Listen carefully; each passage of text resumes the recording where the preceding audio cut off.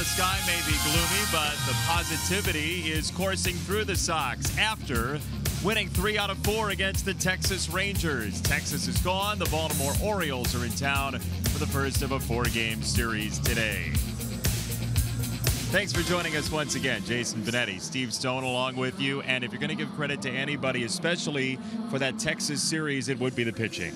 Doesn't really matter if you look at the bullpen or the starting rotation. They were both equally as effective, and we'll show you just exactly how they did it and who it was that did it. James Shields started things off and threw the ball very well. 3 quality starts, and the bullpen had a .284 ERA.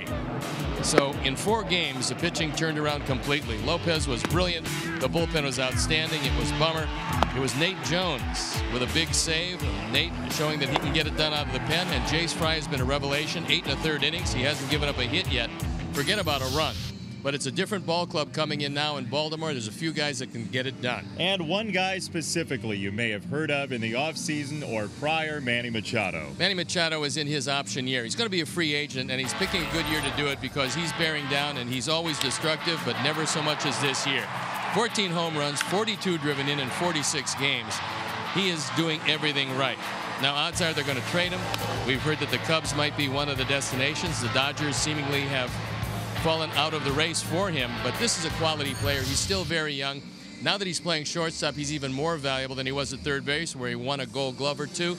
This is a guy who can get it done. A couple of veterans on the mound this evening. There's no doubt that it's a matchup of guys. We've got a left-hander, they have a right-hander, and Andrew Kashner goes to the mound against Hector Santiago. See Santiago last time out against Pittsburgh, he was very good. 2 hits in 5 innings. He did exactly what Ricky Renteria wanted him to do. Andrew Kashner hasn't thrown it all that well, but he's got good stuff. 4 quality starts in his 9. He's just 1 and 5. The Orioles are having a hard time getting it done. They're not rebuilding exactly. They probably will down the road. They're going to lose Machado. They want to keep Scope. Sox in game 1 of 4 against this Baltimore side, trying to win back-to-back series this homestand, and it's a former Oriole who's heating up, a guy who caught some of these players. Wellington Castillo plants a long ball this homestand. Sox and O's after this.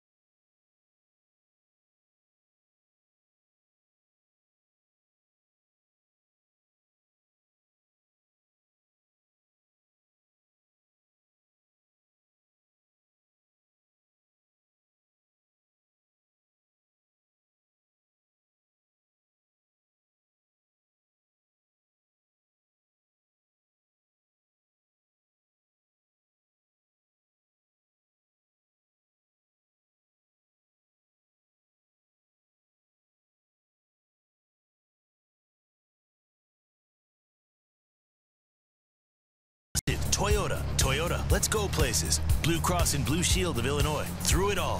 By Lexus, who encourages you to experience amazing. And by Miller Lite, the original light beer. Miller Lite, hold true.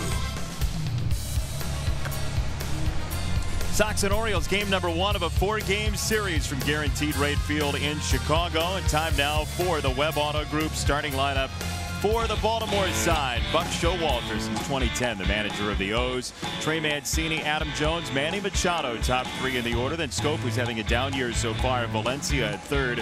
Trumbo, the DH. Chris Davis, Joey Rickard up from AAA recently, and Andrew Susak, the catcher. Let's take a look at the Sox defense and how Ricky Renteria is going to put them out there tonight. It's Liuri, Adam, and Daniel in the outfield with Yolmer, Tim, Yohan, and Jose in the infield. Wellington Castillo gets a nod behind the plate. And our Lexus Experience amazing starting pitcher is Hector Santiago, fresh off a fine outing against the Pirates. He's 0-1 ERA at 5.29. And we're ready for baseball. I'm ready to turn it over to my very spunky play-by-play man, Jason Benetti. Steve, thank you. The fog will clear in moments as Hector Santiago fires ball number 1. We are underway from Guaranteed Rate Field at 7:10 tonight. Orioles come in losers of 4 of 5. They're at 14-32, last place in the AL East, as this goes to Tim Anderson from Trey Mancini, and 1 away. The umpires for the game tonight: Jamie Rehack is behind the plate, Bill Miller, the crew chief, at first, Todd Tishner at second, and Alan Porter is at third. Got 1 out even before the smoke cleared. It's the best way to do it. Get as many outs as you can before the smoke clears. Here's Adam Jones, who's climbing the Orioles leaderboards. The center fielder, now 32 years old. Still more than a competent center fielder. He's a good one. This Baltimore team has struggled to get on base this year. They're 3rd last in on-base percentage in Major League Baseball as a team, under 300. But Adam Jones against Hector has done well for himself. Adam Jones in yesterday's ball game had, let's call them flu-like symptoms. Had an upset stomach, was feeling awful, and yet went to the post. And Buck Showalter knows that game after game, Adam Jones is going to go to the post. He wanted to pull him out early. Adam Jones did not want to come out of that game early, finally giving him a rest in the late inning or so.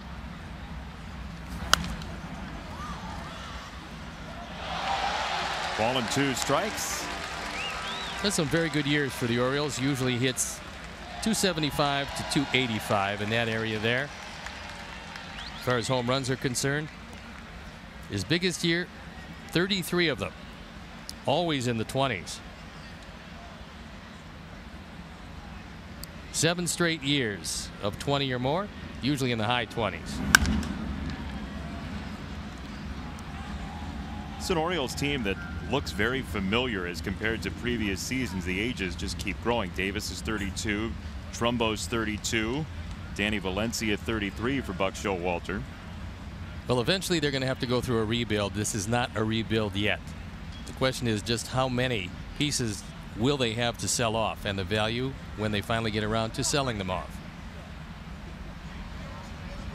At 14-32, 17.5 back of the Yankees and Red Sox. It's a lost season, you would imagine. Yeah, they're not going to make it this year, and then they're probably going to tear things down.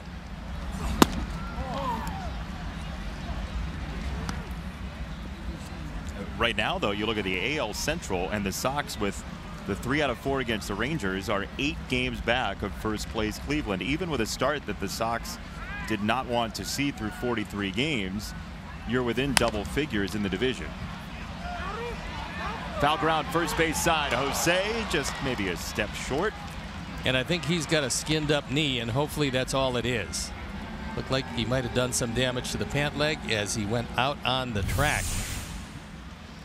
One thing to slide on the grass, it's another thing to slide right there. And you can see that left knee walking back a little gingerly.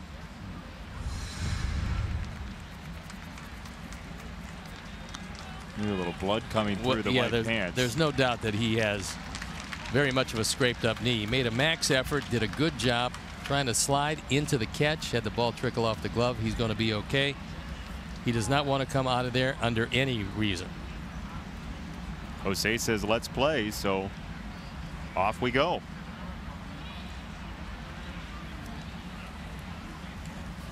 Pitch number 7 to Jones is outside. 3 balls, 2 strikes.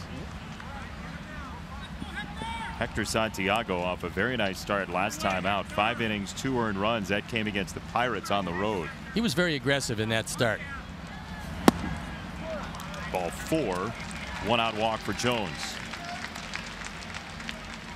Talking with Buck Showalter before the game, he was saying that he's kind of surprised that people are throwing as much as they're throwing to Manny Machado.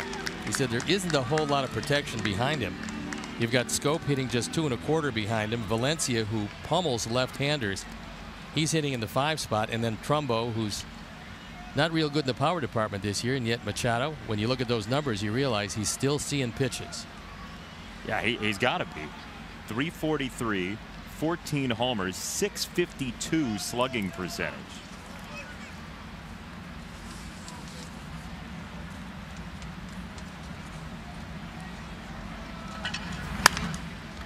First pitch hunting, a foul ball. Now time for Old Dominion bringing his best. The welcome mat is out for Manny Machado, who does lead the American League in 3 major categories: 2nd in batting average, 3rd in homers, and extra base hit. There's no doubt the Cubs will have to give up some talent to get him. They don't have, at this point, having traded away a lot of their minor league talent. Pop up. His counterpart, Tim Anderson, is underneath for route number 2. Of course, the word around town is that the Cubs will make a concerted effort to get him. He could be the one player that would put that team over the top. Addison Russell would most likely come back, as probably would Schwarber. I can't believe they just make it for Russell and not a whole lot of other talent. But Baltimore is looking to rebuild. They're going to want some young players back, some controllable players back, because Machado is one of the stars of this postseason. And there's no doubt if he gets there, he's going to make a difference with whatever team he gets there. And apparently, Los Angeles, that was making a bid for him because of Seager, if they don't climb up in the standings, they have no use for Machado. Yeah, for 1 season. Yeah, but not a season. I mean, you're getting him really for maybe 2.5 months, maybe at the utmost 3 months. Right, to put away the 2018 season and you get your championship. Right, and the Dodgers sitting there at 20 and 26, but they're only 5 games back. If they have things straightened out, they might get those talks up and going. Ball number 1 to Jonathan Scope, who's at 225 for the year. Hector Santiago, by the way, going for his first win as a starting pitcher since May 9th of last year. That was in this building against the Sox with Minnesota.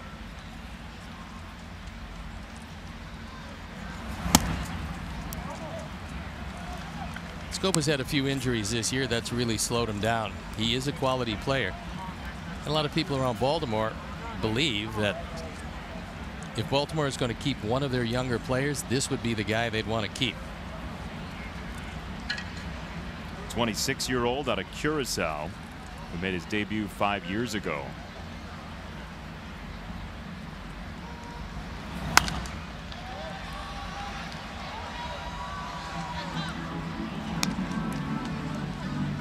Scope, a lifetime 264 hitter. Last year he hit 32 home runs, drove in 105, hit 293. So he was a destructive hitter this year. Off to a slower start because of the injuries, but you get a second baseman with those kind of numbers, you really would love to keep him around. Last year, that slugging percentage at .503, which is way up from the start of this year after the oblique strain he dealt with. That's a called strike. Pinpoint to the corner, 2-2. Scope is only 26 years old, so it's not like he is one of the older veterans on this team, but he is a veteran. He got to Baltimore originally in 2013, played a whole lot in 14, played in 15, 16, and 17 for them, so he's been around. He understands how to get it done, and he is a tremendous asset at second base. 2-2.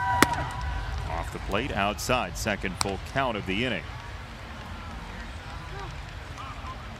There is Danny Valencia, death to left-handers. He's tortured lefties for a lot of years, and that's one of the reasons why he's still in his league. Now the difference with Santiago is he is not your typical left-hander, and the splits favor the fact that Santiago gets out righties a bit better than he gets out lefties.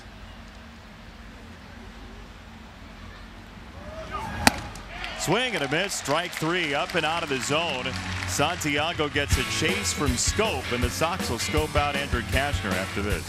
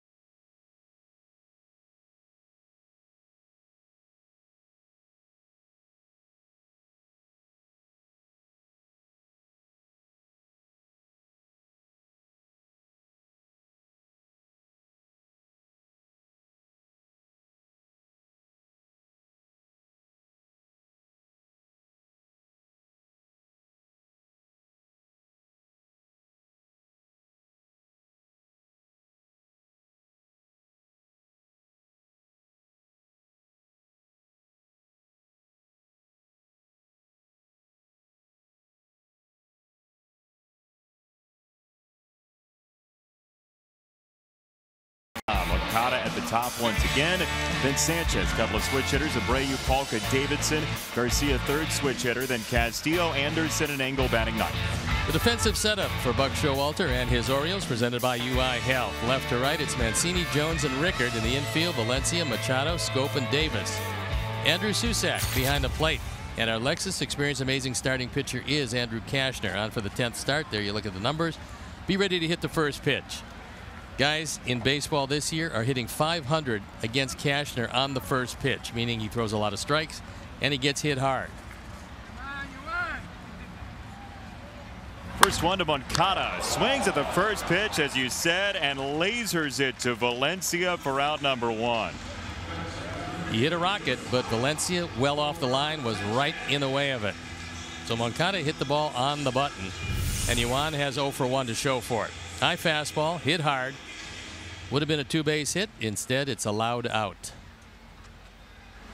See Valencia in on the grass to take away a bunt, and he's in the perfect spot.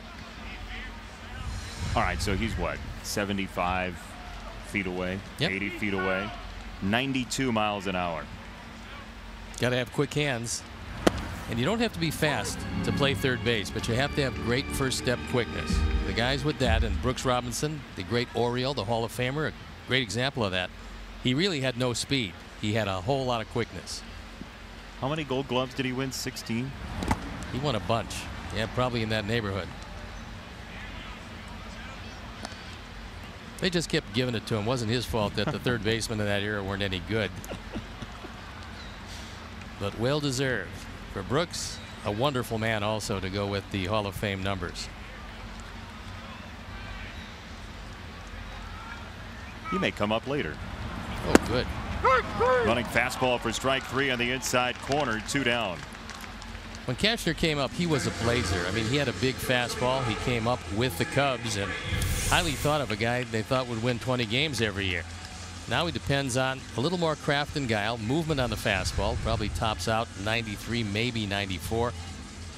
He throws a slider. Well, actually, he calls it a curveball, and he can break it a few different ways. So he's got a changeup to go with it. Likes to throw a sinker also, and he's got a pitching coach who is a master of the sinker. Outside for ball 1, Abreu facing Andrew Cashner, who throws this, as you said, slider, curveball. They pop up differently in terms of revolutions per minute off the ball. 13% apiece. But that fastball has some run to it, and he gets some mileage out of that. And you see it at 93. There was a time when he could get it up there, good 97, 98, but that ship has sailed, as they say.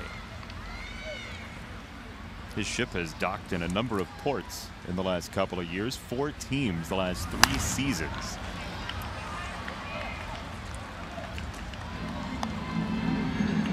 Two and one on Jose, who, as you see, has become sort of a pastiche of brown and white and red. And underneath, a scrape he's going to carry with him for some time. Just because they play at the highest level doesn't mean they don't get injuries that we all got when we were 10. That's right. Pumped foul, 2-2. Keshner got to the big leagues in 2010 with the Cubs. Was there again in 11. Making his way to San Diego, coming over in the deal that brought them Anthony Rizzo, a fine trade for the Cubs. For San Diego, he went 10-9 in 2013, but then fell on hard times. 6-16 in 2015, 4-7 in 16, and Texas last year at 11-11. That ball basically hit everybody in the vicinity. It's 3-2. Over the top curveball and nowhere near the plate. Keshner, a big man at 6'5", 235.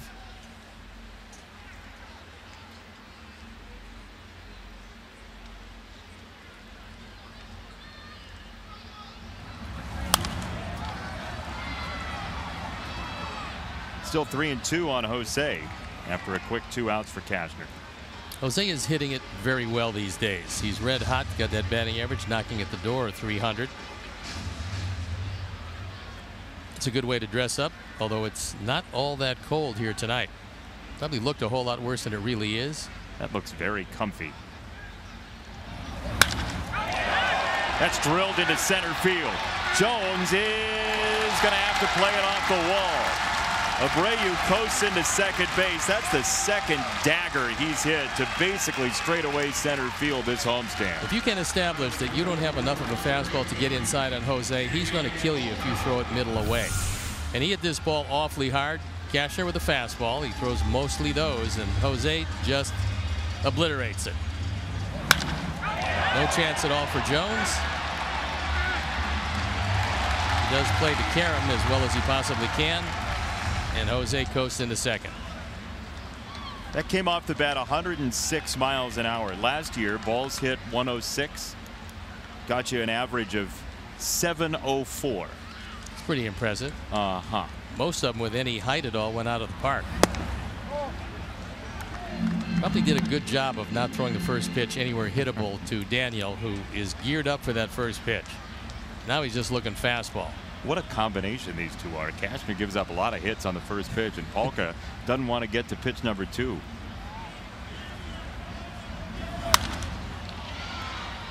So 1 ball, 1 strike. Adam Jones can be a little bit cavalier in the outfield. He's very smooth, very easy. And here this ball's flying toward him, and he decides that he's going to blow a bubble. I think he realized that he wasn't going to get to that one, so he figured take the opportunity to blow a bubble. No harm, no foul. He's been around a long time. He is the leader of this team. You're going to start calling him Bazooka Jones. Well, that's good. On the ground with the shift on, and the Sox are through here in the first. Top 2 coming next. We're scoreless.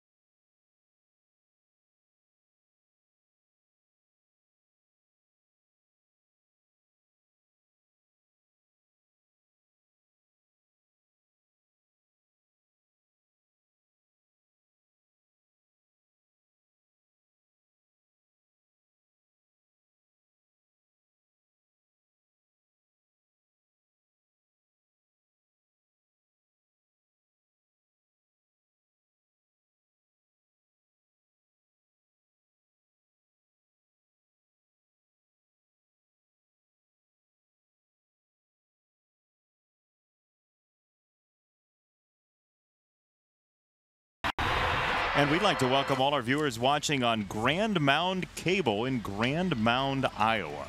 It's one of my favorite cities. Grand Mound? Yeah, as opposed to Lesser Mound. Big Mound? And since they took the mound down after 1968, it's not quite the same city, but it's still very nice there. Below sea level. Ground ball foul of third by Valencia.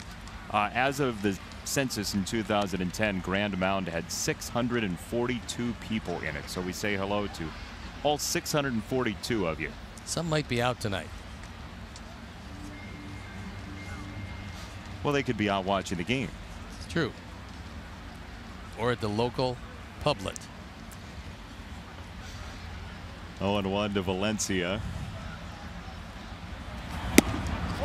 Takes outside, a career .311 hitter against left-handed pitching.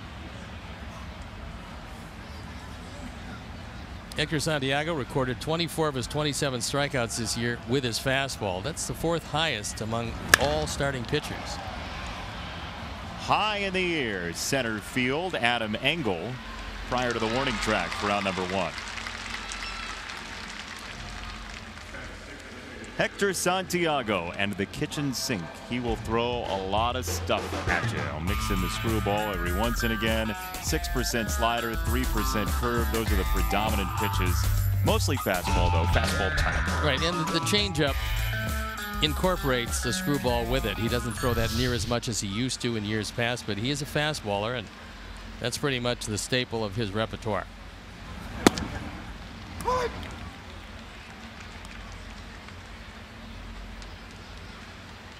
So with StatCast now, every pitch registers as something and goes to Major League Baseball as a pitch type based on spin rate and things like that.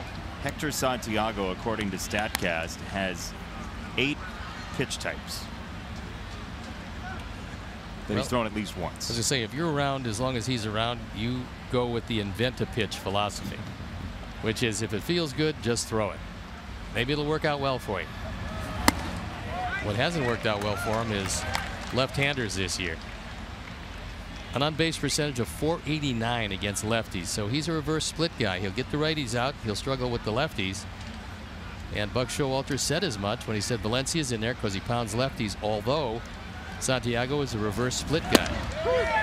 That's fed over the corner, strike 3. He aces Trumbo for the 2nd out of the inning. That was a good pitch. That had most of the corner. And Mark Trumbo thought it was inside. It wasn't. Good call by Jeremy Rehack. It's right on the corner. It's nice to be given the inside corner. And if the Oriole hitters are aware at all, if they're watching each and every at-bat, they'll realize that Rehack is going to give the inside pitch, and then they're going to have to protect in there. Here is the only lefty in the lineup tonight, Chris Davis. 3 lefties on the bench for Buck Showalter. Davis is the struggling lefty. Always had some huge power years. This is not one of them. What's happened to him is a lot of times you're getting the pitch you really want. He's working the count to get the pitch he wants, and then he's fouling it back. In years past, he would hit it out of the ballpark, but this should be a matchup that he likes. 2 balls and a strike from Hector. And that's the difference. When you're insecure about your stroke at any given time, you take 2-0 fastballs. When you're a home run hitter, when he was going well, you don't take any 2-0 fastballs.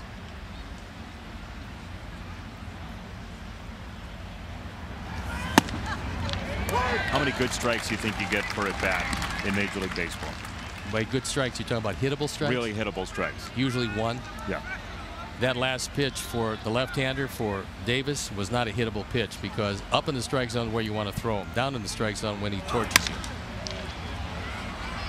To left field, Garcia looks up as this ball twists foul. Your 2018 Chicago White Sox are presented by Guaranteed Rate, your home team throughout the season and the official mortgage provider of the Chicago White Sox. Get started right now at rate.com. We have to go back to 2013 when Davis hit 53 home runs and drove in 138 runs. Then in 15, he hit 47 home runs, drove in 117. Up and out on a fastball, 3-2. Just throw a high fastball down the middle. If it's right around the Oriole logo, he's probably going to get him. Rickard in the on-deck circle. He can play the infield and the outfield. In the air left field. Garcia started back, now sprints in and makes the catch for out number 3. Yesterday, Reynaldo Lopez got a reprieve from his manager. We'll show you what Ricky says about that after this.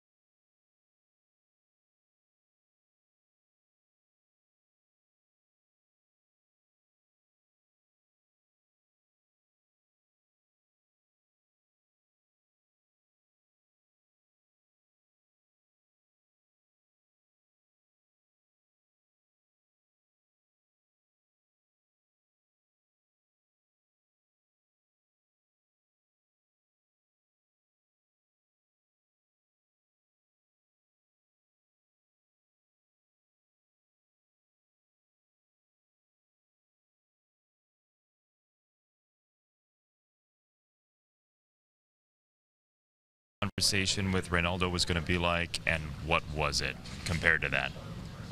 It was real simple. Just wanted to know how he felt about the next hitter, and we felt convicted enough to go after him. He simply said, I got this guy, this is my guy, I can finish this. And basically that was simple response enough for me, and actually having talked to him a couple of times, wanting to remove him in other ball games.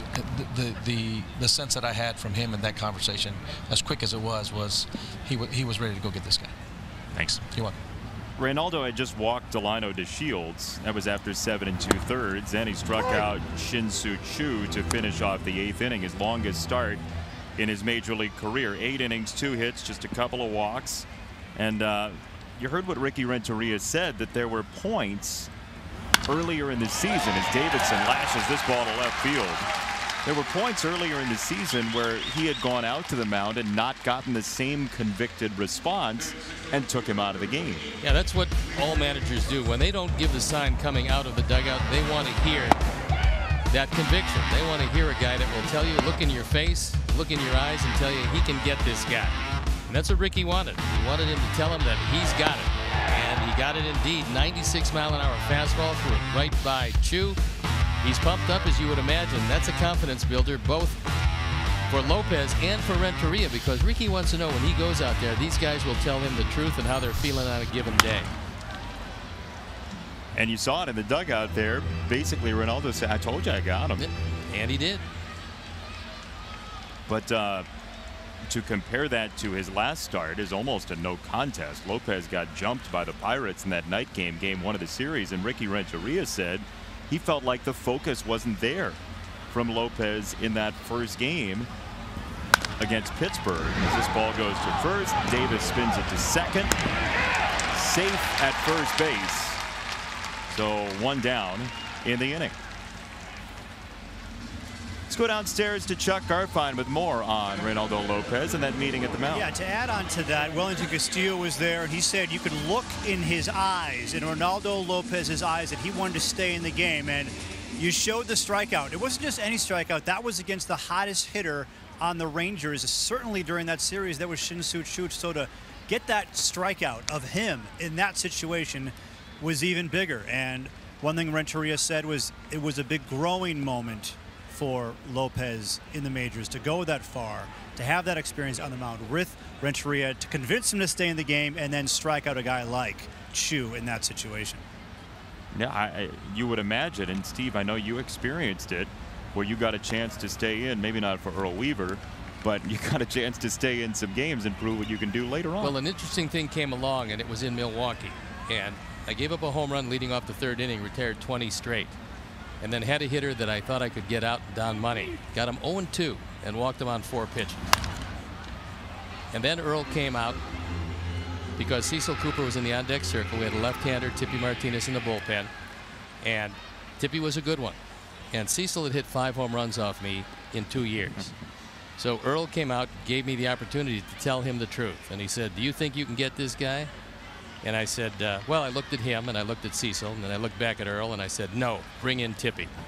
And he went 2-0 and he popped out to left field. We won the ball game because the object is to win the game.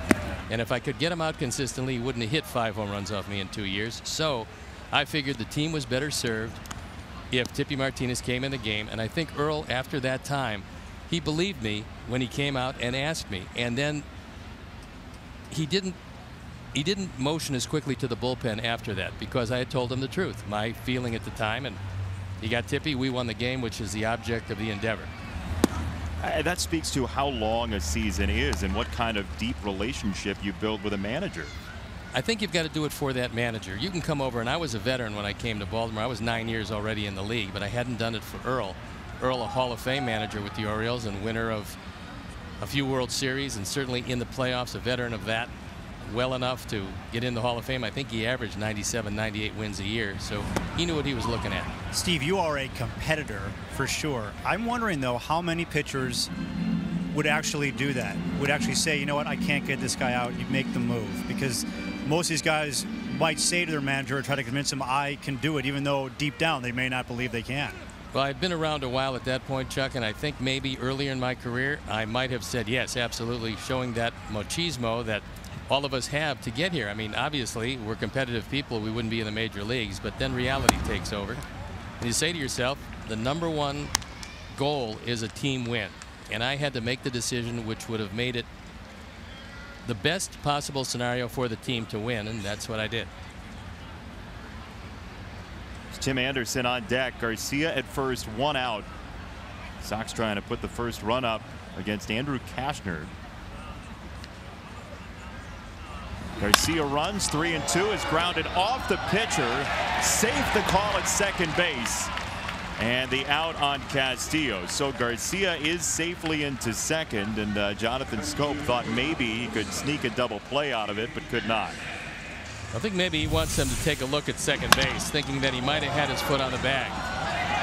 Looked to me like when he secured the ball, his foot was already off the bag. If this doesn't hit Kashner's glove, it's going to be an easy 2. But the pitcher has reflexes, and I think they're going to look, and they're going to see if that foot dragged across the bag. Now, Schoop can't do any umpiring. Leary wanting to know if he should stay on the bag. The answer was yes. He almost got a headbanger. Yep. This being so early in the game, without a definitive look, the Orioles are going to press on. Well, Leary better get a really huge lead. He can steal third base easily if nobody pays attention to him. Because Machado is not paying attention. He's a straightaway shortstop. Schoop, who probably is going to be charged with holding him close, is not. Now they're probably telling Schoop, you better go to the bag or at least show it, or Leary's going to get a 25, 30-foot lead at second base. Schoop still farther away, and now he's sneaking behind. There's the throw. Leary was shuffling into second base as Schoop was, and they're having a good old time. They might have been better served to do that the pitch before, but nobody was paying attention to him. Oh, you were, to be fair. Yeah, well. Can't field the throw, though. It's to run true. downstairs.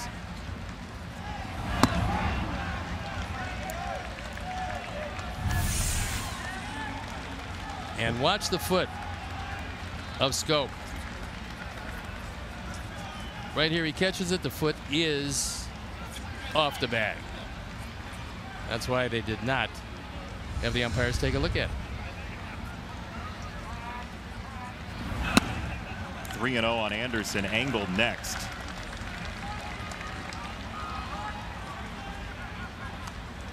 This probably is a pitch around. When you take a look at 184 for Adam Engel and 7 home runs in that column for Tim Anderson.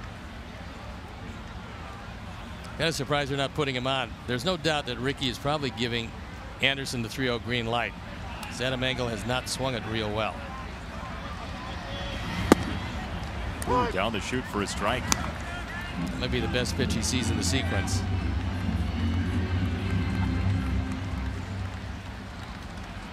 Outfield is deep enough all the way around where Leary's going to score almost uncontested.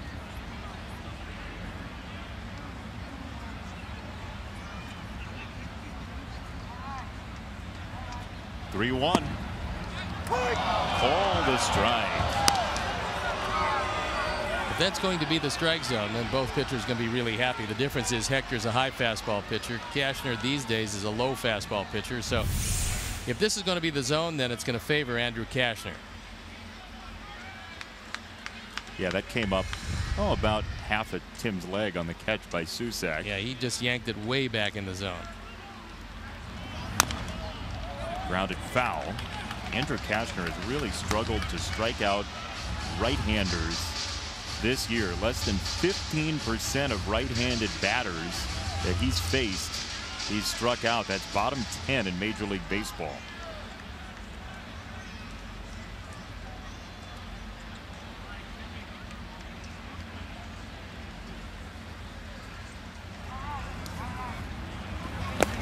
In the dirt, ball 4. 2 on, 2 out for Engel.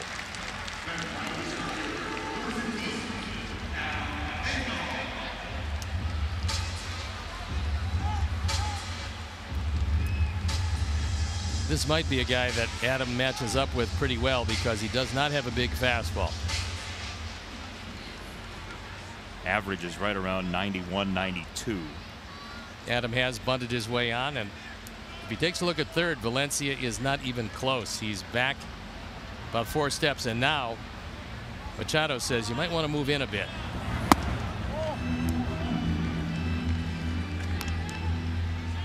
Of course, Manny Machado was a great third baseman before he became an equally great shortstop, and the bat plays at either position.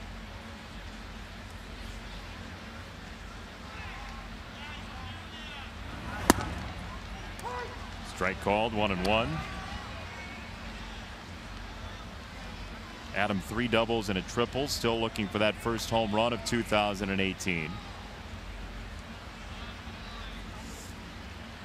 He's got enough power, and Cashner's given up 11 home runs in 51 innings. 95 that time. 2 balls and a strike. Hot gun tonight.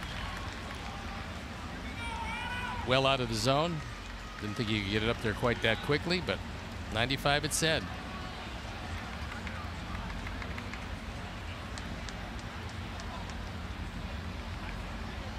Two balls, 1 strike. Moncada on deck. Engel slices it foul right hand side.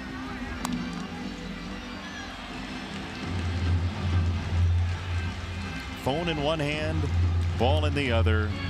Smile across both. Very happy man, as you would expect. Just don't get the opportunity to get many of those. And here come the texts. We promise. By the way, if you catch a foul ball in our ballpark with our great camera crew, data and messaging rates apply to your text messages. 2-2. Swing and a miss, strike 3. And that is all she wrote for the Sox in the second inning. Top third next, no score.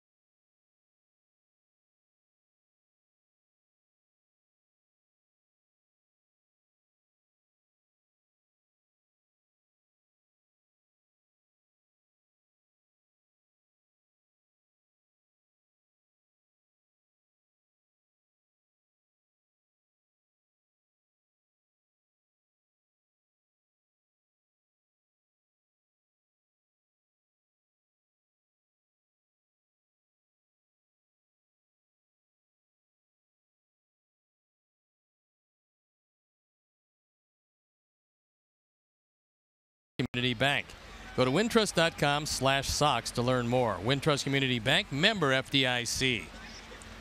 Well, if what's going on in AAA is any indication, we're likely to have some runs between the Orioles and Sox big league clubs because the top minor league affiliates for each team are playing tonight, and Charlotte is leading 10-3 thanks to an 8-run second inning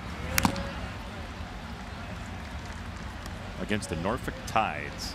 Could very well be that is a portent of things to come, as is the screwball, by the way, just thrown by Santiago. That was the first time he's broken that out here tonight.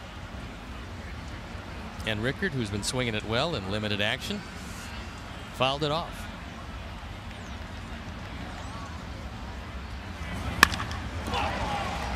To left field on 2 strikes.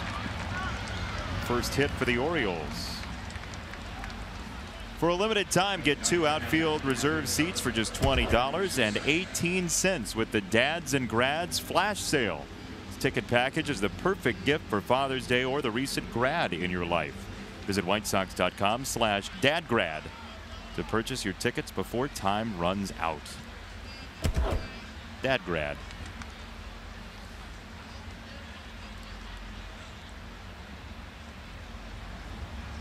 Here's Andrew Susac, the catcher, who hit his first major league home run in our fair city. It was on the north side and was against Edwin Jackson. Has yet to feel the magic this season, because he's only had 11 at bats with a couple of hits to show for it. One of them a double.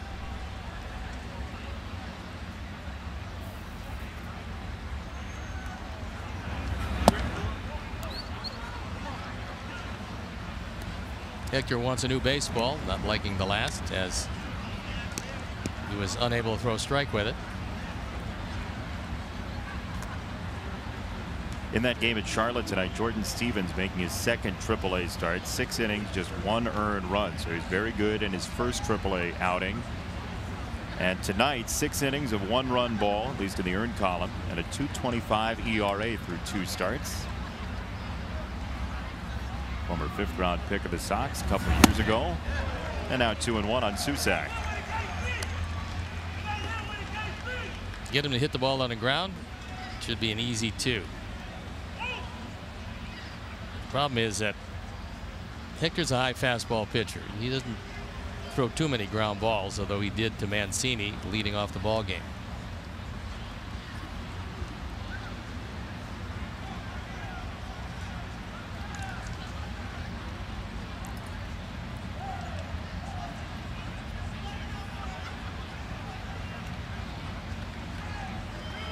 Two and one, and that's fouled away. 2 balls and 2 strikes. Let's do a little demo. We can do that, and let's talk about a screwball, because Hector throws one of those. Very few guys do, and you want it to come off like this, so it doesn't really matter how you hold it, but I preferred to hold the one seam here and then pull this way on the ball. And a lot of guys throw it, and they want to throw it with their elbow going like that. That's how you get elbow problems. You roll over your shoulder and throw it that way, and it comes off with spin that takes it like this, bearing into the left-hander away to the right-hand hitter. And if you do it well, if you roll your shoulder instead of throwing it from your elbow, you're probably going to get good rotation. You're not going to get injured. That's the key to any pitch. Make sure that you come away healthy after you throw it. And so the key is you pull down on the index finger, pull down and get that kind of rotation as your shoulder rotates. Not a lot of pitchers throw it anymore. It was a good pitch many years ago. Hector still throws it, although he throws it less frequently. Why do you think most people have shelved it? Injury problems? Well, I think if they throw it wrong, they get injured, but also it's a tough pitch to command. And guys they use other pitches these days. They use the higher than high fastball, which is a four-seam fastball where you get reverse spin on it. They not using the splitter quite as much as they used to, because they are getting a lot of elbow injuries with the splitter. But guys are throwing different speeds of slider. There's different pitches that they're throwing today. The circle change is a pitch that seemingly everybody has one of those. So with every 5 years or so, a new pitch comes into vogue, and Now it's that higher than high fastball. You see a lot of guys throwing it now that wouldn't have thrown it 10 years ago. Don't see many spitballs anymore. Not that you know of, no. Every couple years, there's somebody with a big glob of pine tar that they probably shouldn't have had on their back of their neck or something like that. Yeah, but the pine tar is one thing because it is dark and because you can see it anywhere, but there's something else that my friends tell me was much more effective and much less, well, much more unobtrusive, shall we say. More clandestine? Yeah, and that is a lot of guys use this stick that they rub on their bats. It's a clear pine tar. It's actually, it shows itself to be reddish orange. And if you melt it, it clarifies. It comes clear, and you can put it on various whatevers, and it just gives you a little better grip on the ball. In fact, I believe that's what Trevor Bauer was talking about, that the Houstons, he thinks, again, this is him, he thinks that perhaps the Houstons might be using that. As you look at that staff ERA in the 2.2s, they're dominating everybody. Now, I don't know that to be true. I would tend to doubt that they use it up and down that rotation. They just have superior pitchers. I mean, you take a look at Verlander and Garrett Cole and Dallas Keuchel, a former Cy Young Award winner, as is Verlander. McCullers and Morton. And McCullers and Morton is, what, 6-0? I mean, and he's supposedly at the tail end of that rotation. So each and every one of those guys is a dominant pitcher. They've got 5 dominant starters. And so when you have that, you have to figure that with a good baseball team that catches the ball, and they do with Correa and Altuve in the middle, Bregman at third. I mean, they've got guys who can catch it in the outfield also. So it's just a superior team with a wonderful starting rotation. Well, there was one start that Trevor Bauer made, and there was a massive change in the first inning to some of the numbers that the ball came out of his hand with. The spin rate on his breaking stuff, I think it was dramatically up. And there was some question. He was non-committal when he was asked about it, if he was messing around with the baseball in the first inning to prove a point. This was a couple weeks ago when he was talking about the Astros pitchers, but there was a change in his spin rates in the first inning. Well, there is no doubt, again, my friends tell me this, there's no doubt that when you put a little sticky stuff on, in the case of a curveball, your middle finger, it's going to tighten up the spin. There's just no doubt about it. Broken bat. Tim, Yoan, Jose, 643. And that'll do it for the top of the third. Hector gets the bouncing ball. We bounce to the home third.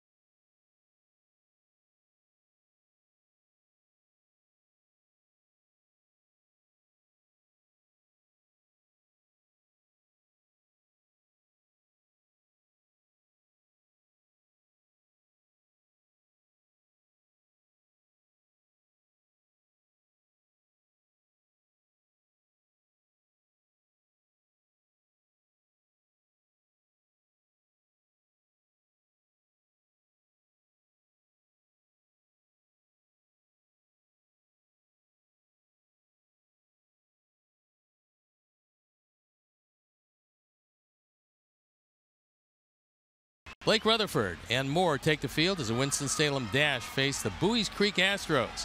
Coverage begins Thursday at 6 on NBC Sports Chicago. Bowie's Creek. Yeah. One of my favorite towns. It's where lovely Campbell University is. They're a powerhouse, aren't they? That's something. You know, their nickname is the Camels. They're the Campbell Camels. What else would it be? It's better than Scottsdale Community College. They're the Artichokes. So how do you beat them? You just dip them in butter, or what do you do? Well, yeah, I take the old Little Rascals line. They made choke Artie. They're not going to choke Stymie. It's a crowd pleaser among millennials. 0-2 is fouled away by Moncada, who just lashed a ball to third his first time up.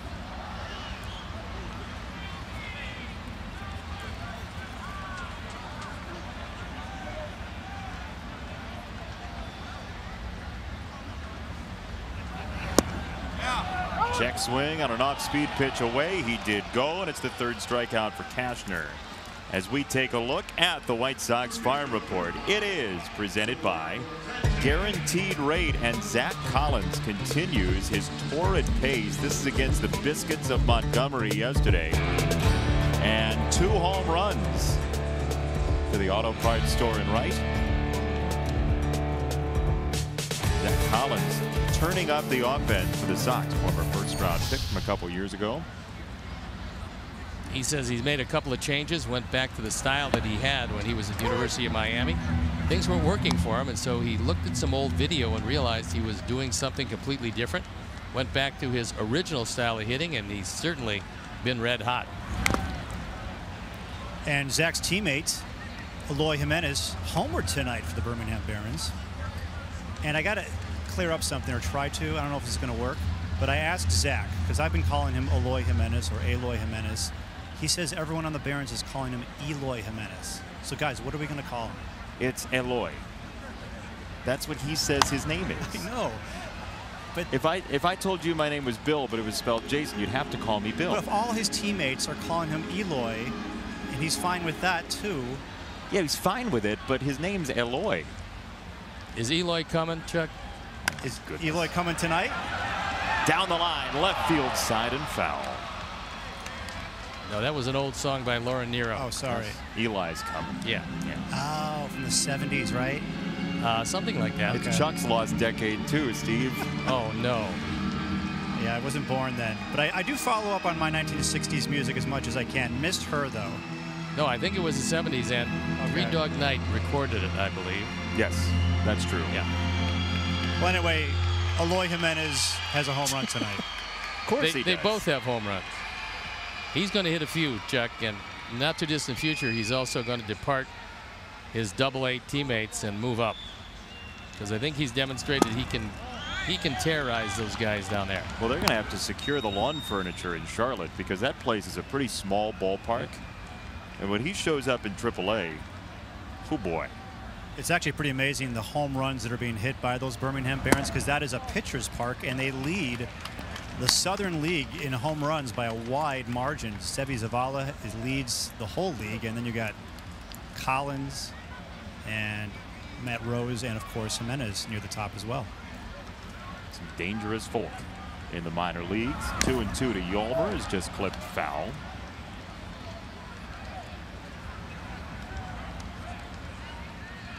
Mancini in relatively close in left field. He's over toward the line now. He moves back a couple of steps.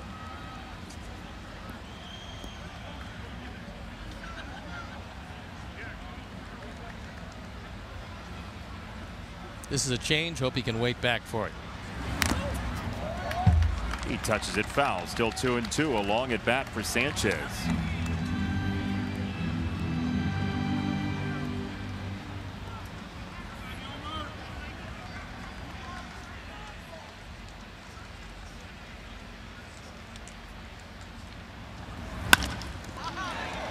Kick save and a beauty.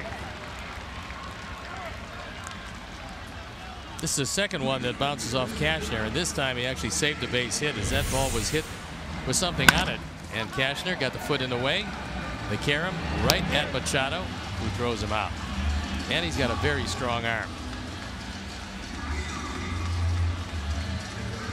Figured if he could get a piece of it, he could slow it down, and Machado then makes the play. He's a very athletic shortstop, can throw from any different arm angle and get it across with something on it. He could throw it from the third base dugout and take carryover at first. Jose Abreu hit a screamer in the first inning, a 2-out double to get that average to 303 now after his 10-game hit streak ended yesterday.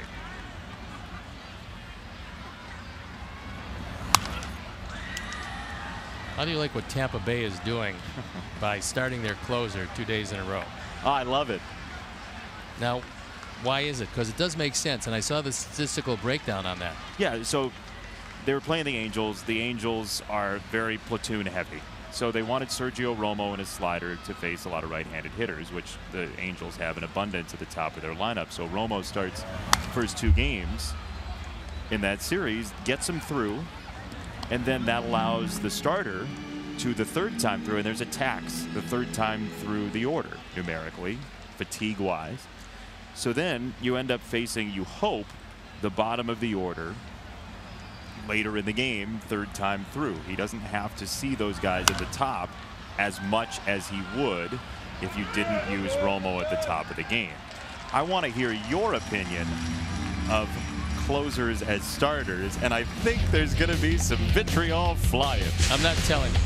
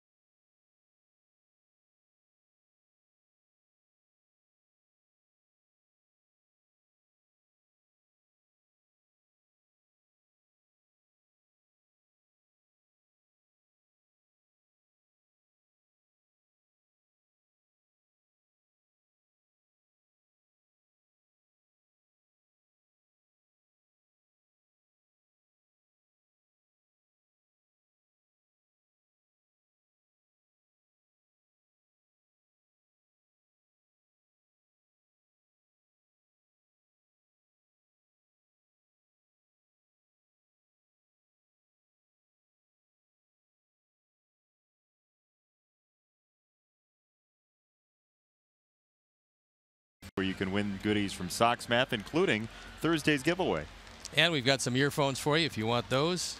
We got these. We've got everything. We've got also schedules. have a clip from something which is literally nothing that you would ever want. Yeah. And there's the rest of the prize shelf. We've got everything you might need, including the fun meter, as well as a White Sox book detailing everything you need to know from 1990 to 1999 that is Sox. So, after this pitch, I will give you my opinion of that particular experiment, and you have to credit Tampa Bay with trying it. High into the sky, into left center field, and playable for Engel. There's out number 1. So what do you think of closer as starter? I did exhaustive research on this, and there's a couple of things. Number 1, in the first inning, more runs are scored in the first inning throughout baseball than any other inning. Now, it's close in the third inning, but the first is number 1 runs scored.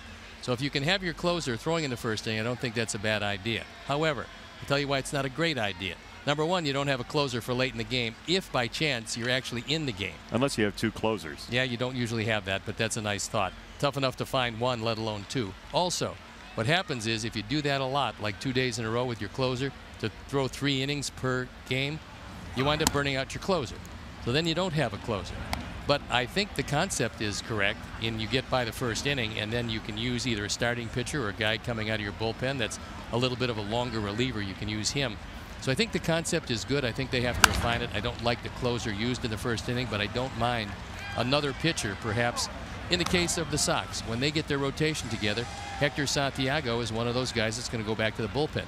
He could easily pitch a couple of innings at the top to perhaps get you through that first inning with all the runs being scored. And so, you know, you're averaging over 1 run in the first inning. It's like 1.08, 1.09, something along those lines. And again, doing the exhaustive research that I did to come up with that and understanding that there is some merit to statistical analysis, I think that if you smooth it out, I think it's a decent enough idea. Whoa, boy. Manny Machado.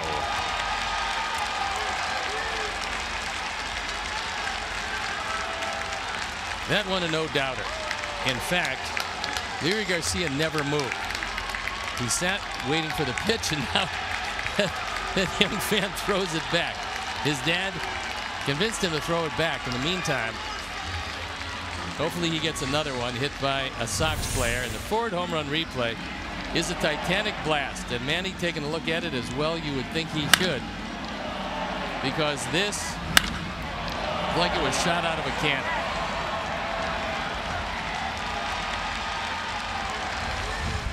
I'm thinking that's about 440, 445.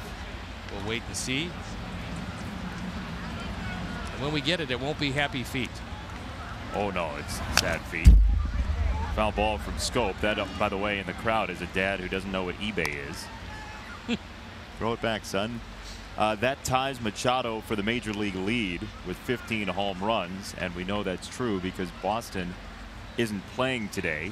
And Mookie Betts and J.D. Martinez had the lead together at 15 when the day started. And Bryce Harper hit his 14th to lead the National League. And he's saying you might want to throw that back, although maybe under protest from the young fan, who seems to be pretty happy now until he goes back and laments the fact that his $250 to $300 million player baseball hitting that home run he does not have. On the corner, strike 3, perfectly fed through to get rid of Scope, and 2 down.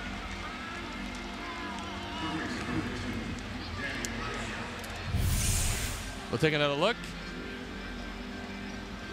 2 times in a row, Scope goes down on strikes. First time swinging, and that time looking. I want to double back to the situation with the Rays because I think there's a broader point here. And we've talked about what's next in terms of the competitive advantage in Major League Baseball, because while teams have their own proprietary way of distilling data, everybody's got the same information for the most part. 85% is the same. Talking with Rick Hahn, he thinks that 15% is proprietary. Yeah, so you end up wondering what's next. And if you can figure out a way within the baseball rules to structure a rotation that is better than what everybody else is doing, especially if other teams are scoffing at it, and then you pay it off for a year before everybody else jumps in, or 2 years, and maybe, just maybe, you've got something to help yourself, especially in a smaller market. Well, I think Houston has done it the way that a lot of teams would like to do it. 5 aces. Get really good starters. Yeah, that's and then you don't have to worry about the idea of a closer coming in the first inning. But assembling 5 really good starters, and assuming you have the talent to trade for a guy like Garrett Cole, as well as the occasional free agent, developing your own in McCullers and Keuchel. You got Peacock there, who can't start despite having a really nice year last year. Colin McHugh won 19 games a few years ago. He can't start either. So they got 7 legitimate starters on that team. That's an enviable position to be in.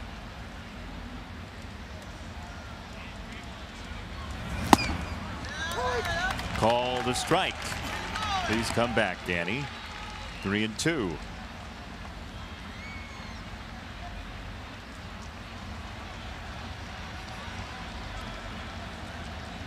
Trumbo next after a strikeout looking in the second inning.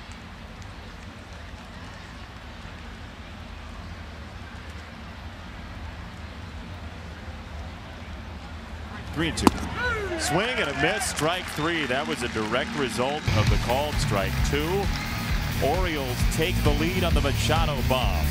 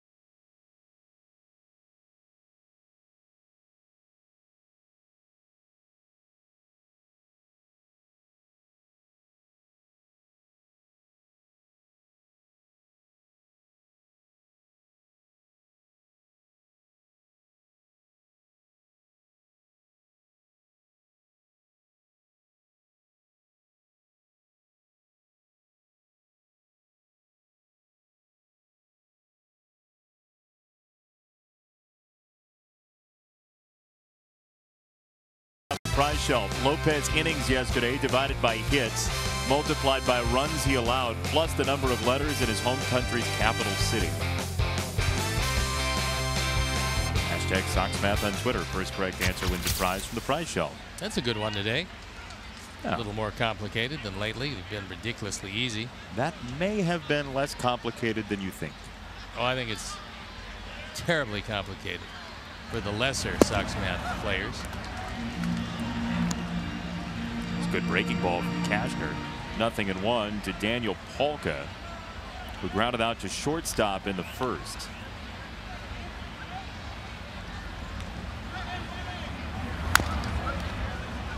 Oh, and 2. We've seen curveball changeup on the first 2 pitches. If he sees a fastball, it's going to be right around letter high or higher.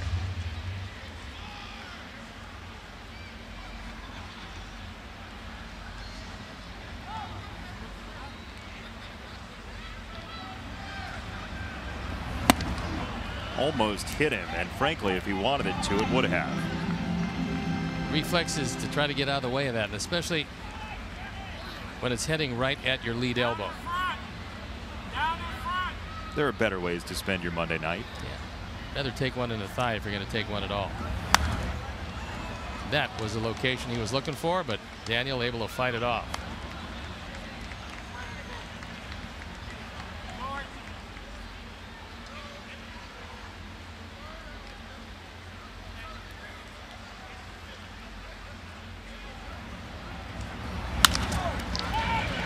Into the shift.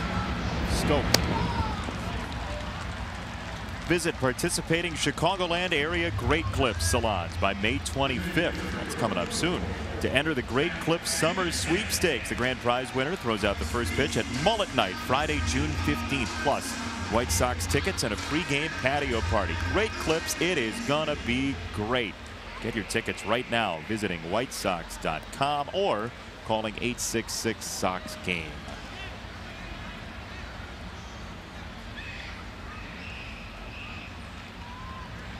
One out for Davidson. A little bit high.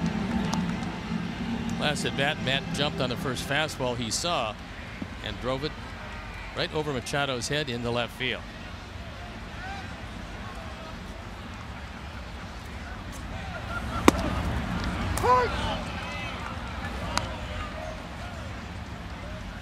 Davidson came into tonight on pace for 41 home runs with his 11 so far this season.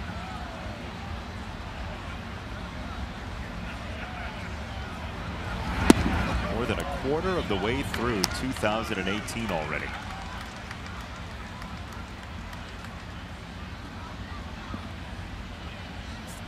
Cashner talking to himself.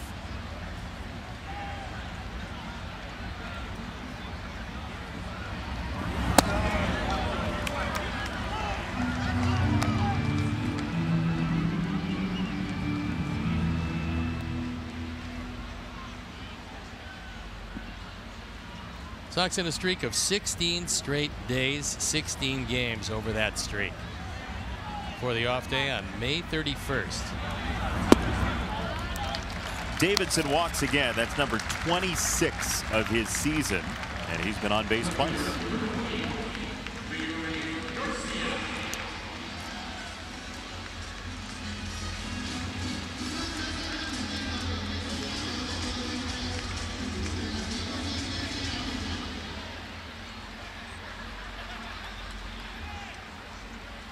Garcia bounced to first. Became a fielder's choice that wiped away Davidson last time. Ripped to second. It's heads up base running by Matt Davidson because he's looking ahead at Scope, realizing he's going to make the play and knowing he's going to have to get back. Scope has a very strong arm for a second baseman. Normally that's the weakest arm in your infield, but Scope played a lot of shortstop and he pours it across, but Matt there before the throw. Keeps the inning alive, and we'll see if Castillo can make the most of it. Wellington, who played 96 games for the Orioles last year and hit 20 home runs, a career high. His best offensive season of his now 9th in Major League Baseball. That's a great ballpark to hit in. Very lively all the way around. You got the high fence in right field, but Wellington, if not a dead pull hitter, he is a pull hitter when he hits his home runs. He'll hit it to left center, he'll hit it to left, and with that low fence and very inviting dimensions, I think it's something like 364 in the power alleys. Pretty easy to reach that area.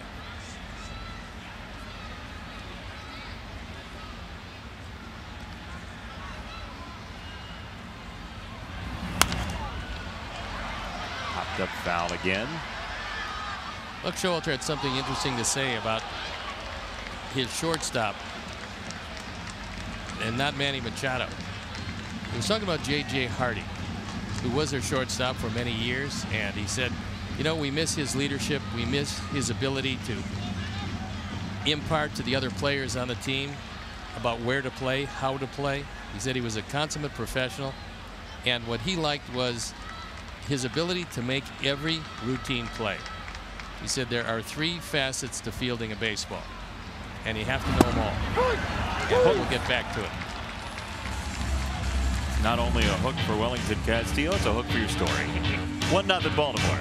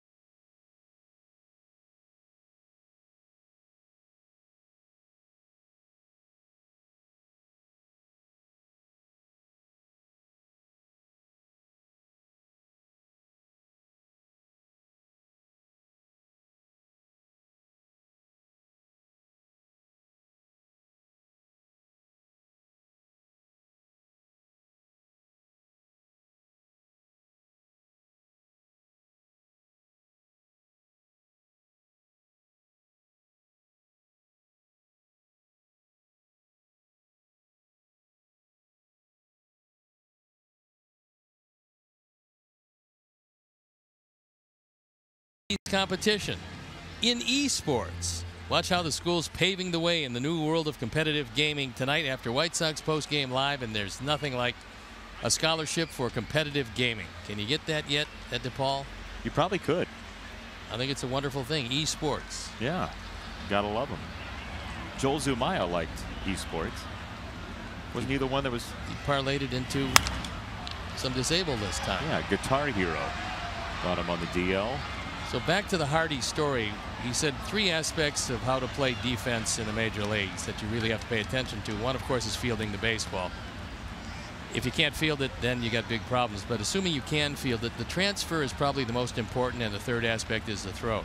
Understanding each and every one of those is the way to play good defense. The transfer sometimes gets problematic. We've seen a lot of guys on the transfer drop the baseball. Hardy was just terribly dependable. That ball smoked. Left center field and gone. Mark Trumbo, who missed a month, is back in the home run column. Mark Trumbo can hit a lot of home runs. That's just his 2nd. His 7th driven in. But if he's entirely healthy, he's going to hit the ball out of the ballpark. He's done it consistently throughout his career. And we'll take another look at it. Ford home run replay. He gets a knee-high fastball and knows exactly what to do with it. We saw him hit a whole lot of home runs with that short finish right up around his chest, a la Paul Konerko. And he hit the daylights out of that one. Oh, Yohan Moncada!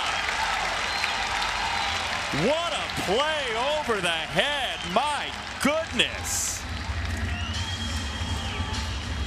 Chris Davis is really struggling, and when you're struggling, things like this happen. You hit one on the button, and Juan Moncada goes way up to make that play. Without the shift, he wouldn't have been there. Without the jump, he wouldn't have gotten the baseball. One down for Rickard. So Trumbo has just 2 home runs, but a couple of years ago in 16, he had 47 of them, drove in 108 runs. He was not entirely healthy last year. And he hit 23 then, but 2 years ago, 47. He's hit at least 30 4 different times.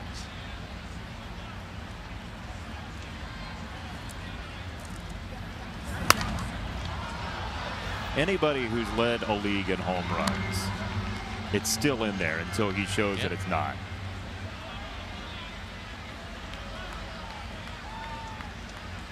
The Orioles have not been a particularly good team of recent vintage, but they've always hit the ball out of the ballpark. That's a strikeout for Santiago, number 6, as we show you your Sox Math answer for this evening. 8 innings, 2 hits. That's 4, but 0. No runs allowed. So it's 0 plus Santo Domingo of the Dominican Republic. 12 is the answer. 12 letters in Santo Domingo. And Art 683 is your winner. Congratulations, Art. A first-time victor of Sox Math. Congratulations is right. The Orioles don't get cheated at the plate, do they? No, it's a swinging bunch, and they've been that way for quite some time. They're 18th in the league in slugging percentage, but to your point about the home runs, they're tied for 8th coming into the day in homers as a team. So it's not a great batting average team. It's certainly not a great on-base percentage team, but the slugging is there, especially with an eye toward homers. And with Manny Machado hitting 15 of them, and Trumbo now back and healthy, that's going to go up and up until they decide to trade Machado. On the ground, Moncada, the de facto shortstop for out number 3. Leila Rahimi has an update for you. She'll provide it when we come back.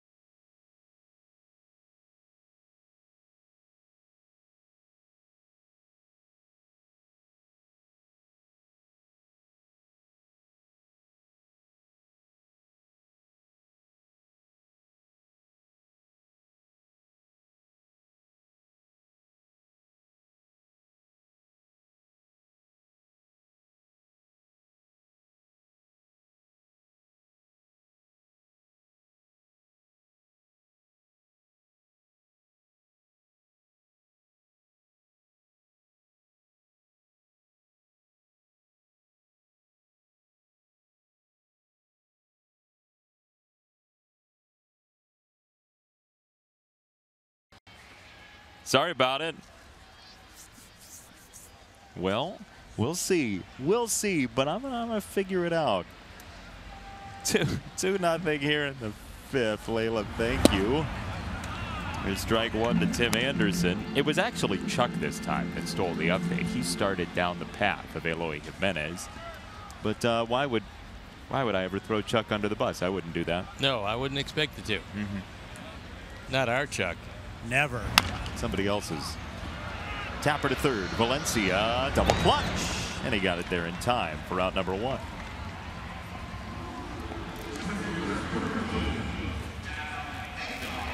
One down for Engel, who struck out in the 2nd.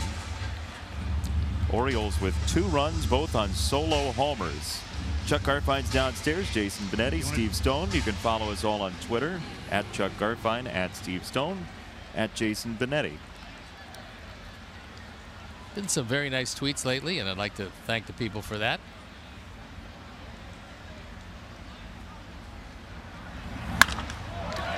Engel serves it to left and down. A base hit with 1 away. Adams going for 2. Throw is waiting for him, and he is out. Mancini with a good throw, and I'm not sure what was on the mind of Adam there, because he was out by a good 10 to 12 feet. So it's a base hit, and the putout goes 7 to 4. Scope turns around, and he's got to wait for Adam to arrive, and eventually he will. Looks to me like he might have had the hand in, but he didn't say anything, so.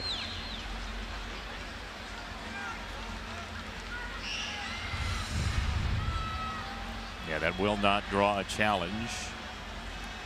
So Moncada takes ball 1. The reason why that's so important is that Moncada is a home run hitter, and he would have represented the tying run.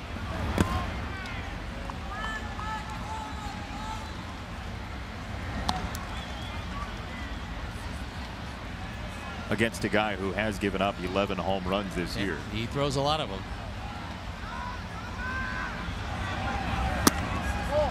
Outside, 3 balls, no strikes.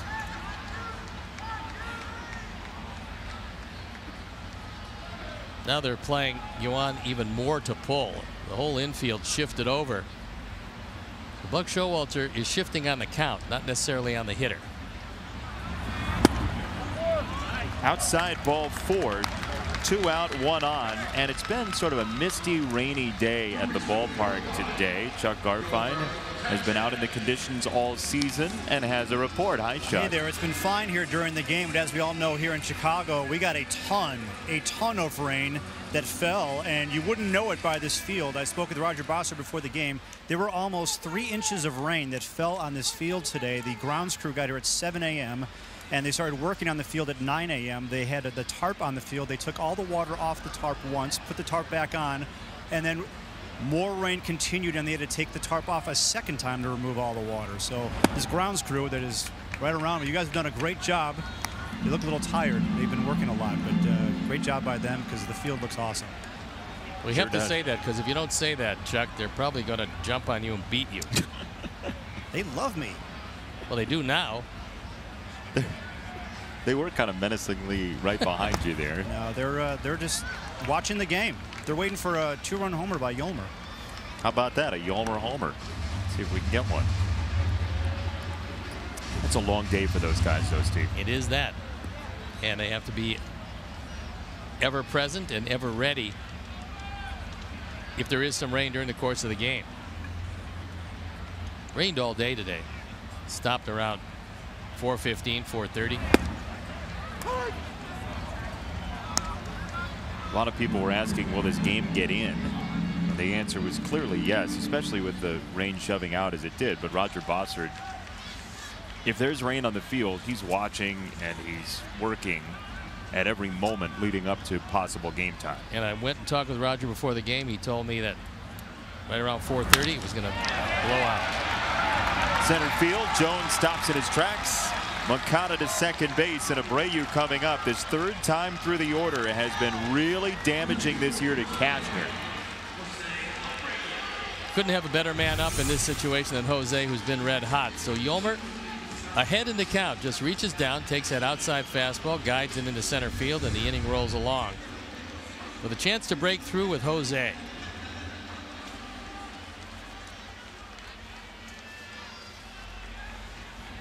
So the put out of Angle at second base becomes important not only because it's out number 2, but it slows down a rally into that third time through the order.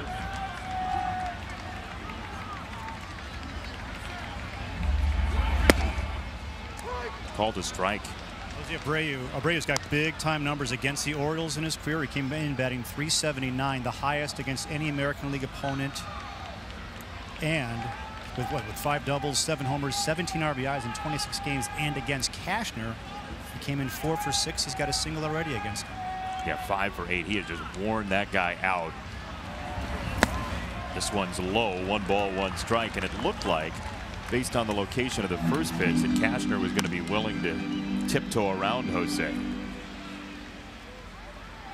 He got the benefit of the call the first one, which set up a completely different at bat. Because instead of 2-0 now, it's 1-1. The way Jose's swinging it, however, it really doesn't matter. Came close to hitting it out of the ballpark the first time up. A ringing double in the first inning.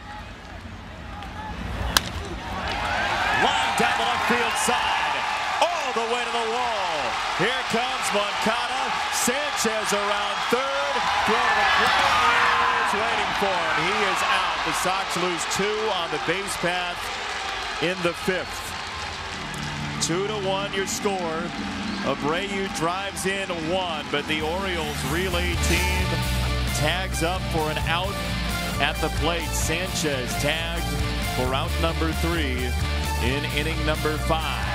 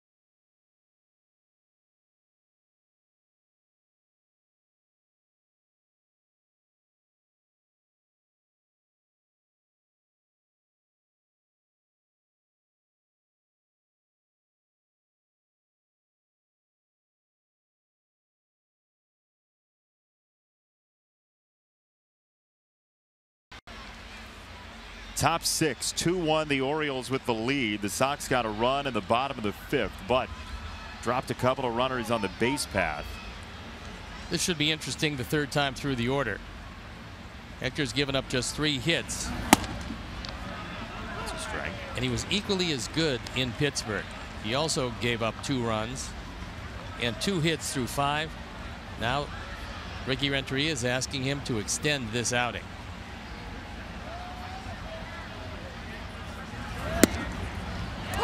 To the corner, nothing in 2. The bullpen isn't exactly worn out. Giolito went 6 in the game on Saturday against the Rangers, and Reynaldo Lopez 8 in his start. High and deep, right of center. Adam Engel is there on the warning track. Let's take a look at the high-speed action powered by Xfinity. And you're running not necessarily on the left fielder here, but you're running on the arm of Machado, which is never a wise thing to do because he's got an overwhelming arm. He makes a pinpoint throw, and it took a beautiful play to get him. So for Nick Capra, he's taking a calculated gamble. I agree with it.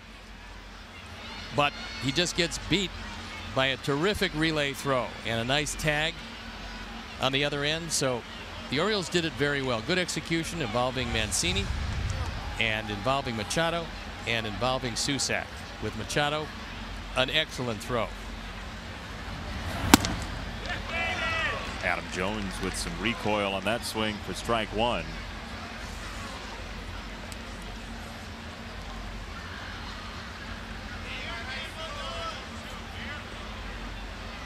Always fun people who realize they're on the camera when the batter's up. 1 ball, 1 strike to Jones. Jones has had good looks at Hector. He induced a walk in the first inning and hit a fly ball with something on it to lead off the 4th. Upstairs 2-1. A long-time Baltimore Oriole, Adam Jones, the 8th player in Oriole history at 1,500 plus games. So active players, he is 6th with his current team. Buck Showalter to Adam Jones when Buck first got there, and Jones was a very young player. He called him in and he said, look, you're going to be the leader of this team. You're going to be here for a long time. And what I need you to do is hustle each and every time you hit the baseball. Hustle in the outfield. Hustle when you're at bat. He said, because everybody on this team is going to be looking at you. And if one of the leaders of this team is hustling, they're going to take your cue on that. That ball is demolished. 3-1 Baltimore. 3 solo shots for the Orioles. Well, I felt that he had seen the ball very well this evening, and that shows it to you. He hits his 8th home run, drives in his 24th, and this is a team that lives and dies by the long ball. And Hector, unfortunately, is a high fastball pitcher. When you throw a high riding fastball, you have a tendency to give up some home runs. A forward home run replay, and although it didn't go back near as far as Machado's home run, it went far enough. And Hector now has given up 8 home runs in 37 innings of work, and that is a high total. 383 feet, not a Titanic home run, but a home run nonetheless. And now a walk to Machado. Yeah, why not, right? So he can't do this thing that he did last time up.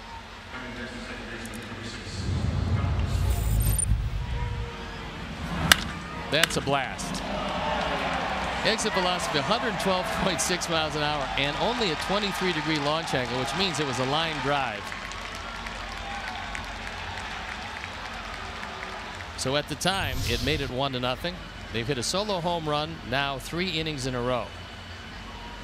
You think anybody ever catches Barry Bonds' 120 intentional walks in 2004? I would doubt that. To right field, Palka didn't charge it. He couldn't have seen it because that was an easy catch. He had to run 2 more steps, and that ball dropped in front of him.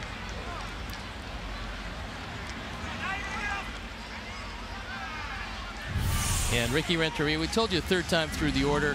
Hector is a guy that spent most of this year in the bullpen. Palka pulls up. And I believe that that is probably going to be it for Hector.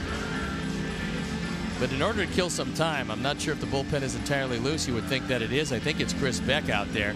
So now Jeremy Rehack goes out. He wants to break it up. He knows that Ricky is stalling for some extra pitches. That is, in fact, if he does take him down, and you would think that he would. But no, he's leaving him in.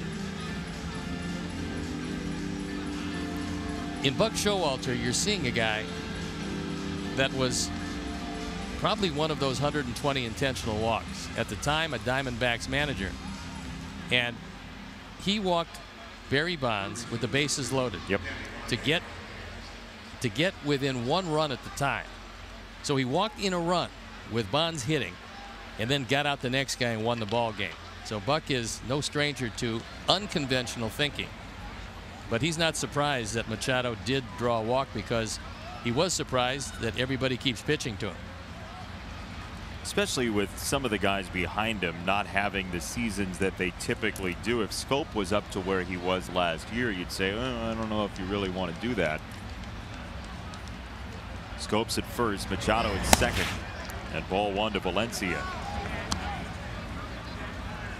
Danny Valencia is the guy in this order who'd seen Hector Santiago the most coming in. He's got 22 at-bats under his belt against Hector in his career. Hit the ball pretty well the first time up in the second inning.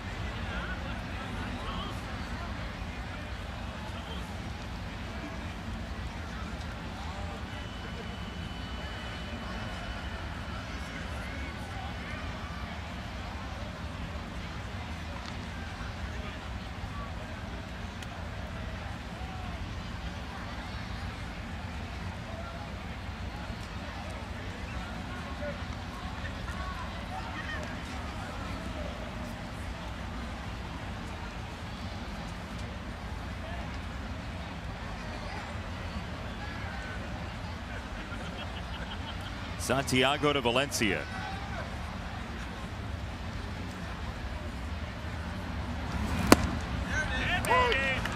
One and one. Hector has used the inside corner pretty effectively tonight to right-handers to get strikes.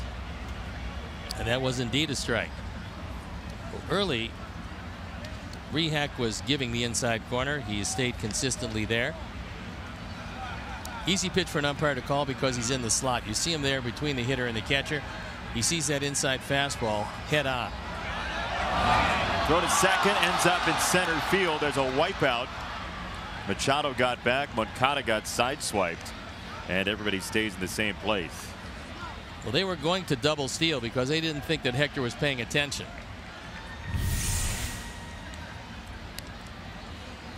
See both guys going, and Hector just holding the baseball, which is something that's pretty good. And the fortunate part is that Moncada went over the chop of Machado, so he couldn't get up if he wanted to. It's not interference because you make a case for getting knocked down.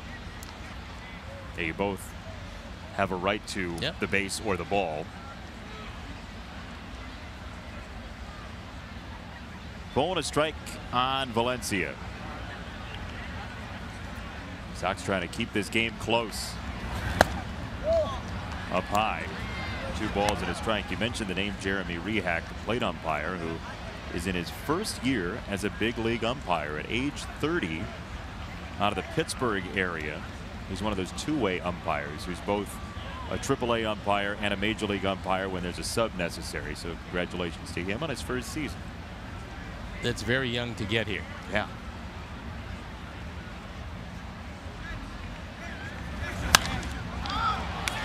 High in the air, short center field. Tim takes control and out number 2. Xfinity X1 customers say, show me the Chicago White Sox. Into your X1 voice remote and get live team stats on your TV. Change the way you experience TV with Xfinity X1. Hector wants a new baseball.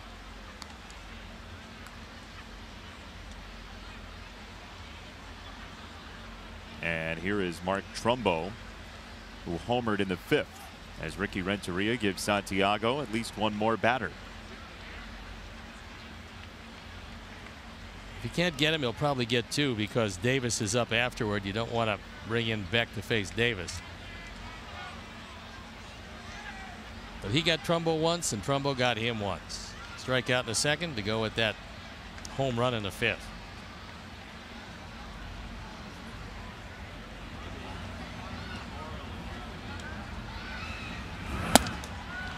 High fastball starts him off. Strike 1. Oh, the helmet nachos and the helmet sundae have gotten a lot of publicity recently. It's a good looking helmet and a fine sundae. Pretty good Monday too. I'll let you have the nachos. It's very kind of you. Yeah. You know, normally you see a group of 4 and they'll say, let's get 2 orders of nachos, we'll split them. Those guys all had their own helmets. It's gonna be a long ride home. Nice helmets though.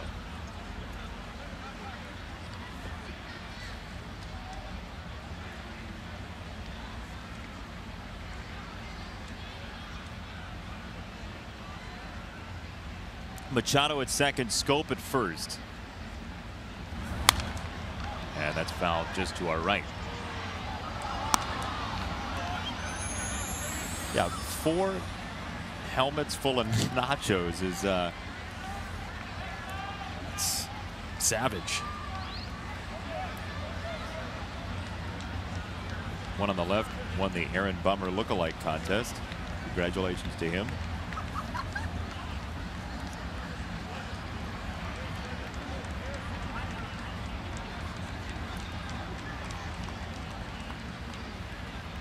One and 2 for Trumbo. Tried to throw that high fastball by him, but that one was a little bit too high.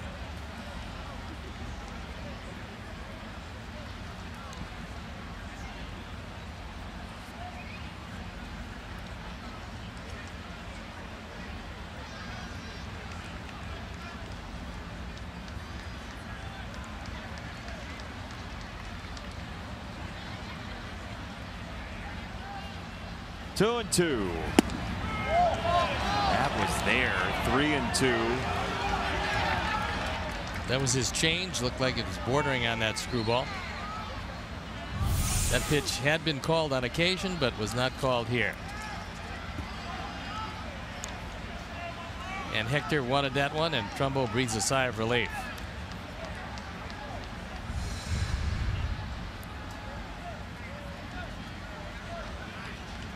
Go to fastball, go to it up high. Up and out. Just up. Doesn't have to be out. It was up. Maybe not up enough. Yeah, not quite up enough because it yielded that foul ball straight back instead of the desired effect.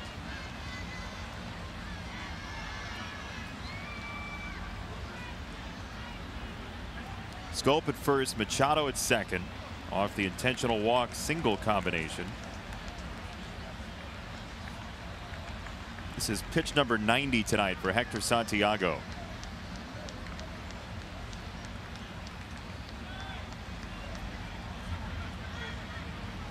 Payoff. He went after it and fouled it away. That one was way wide of the plate, and Trumbo probably wondering why in the world did I swing at that. Certainly wasn't too close to take. There you look at the line. 3 solo home runs have resulted in the 3 runs. But a good night by Hector. 6 strikeouts to go with those 2 walks.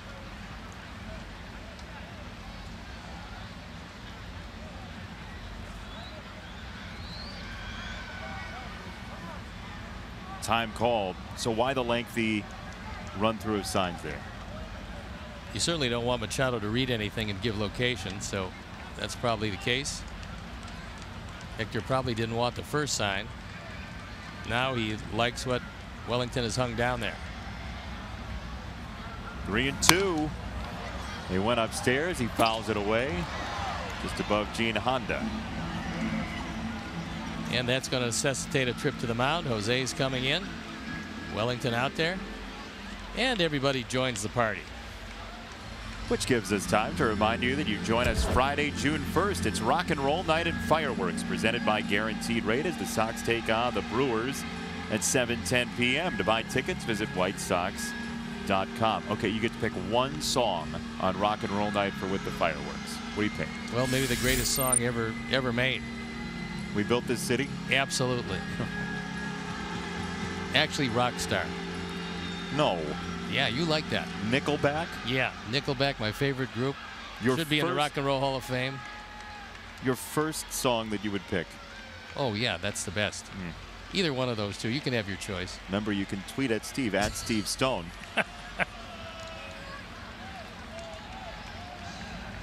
3 and 2 on Trumbo. 2 on, 2 out. He got him strike 3. To the paint for Hector Santiago.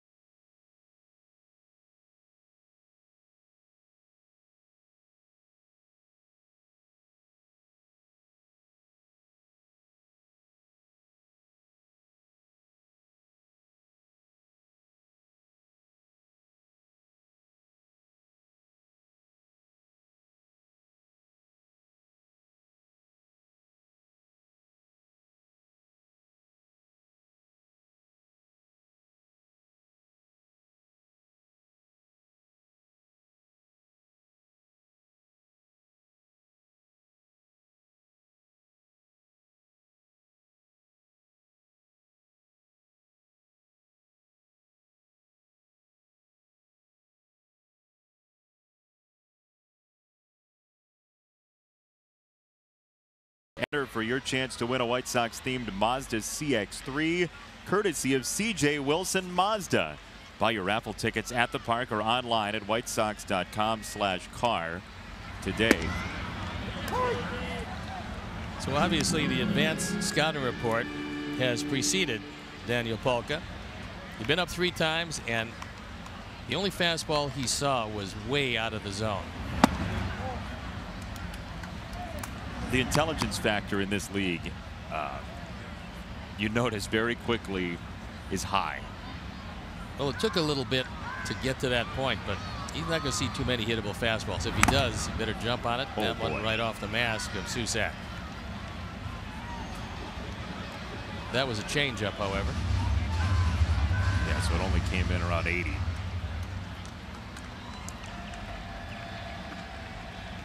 Still was hard off his mask. Yes, it was.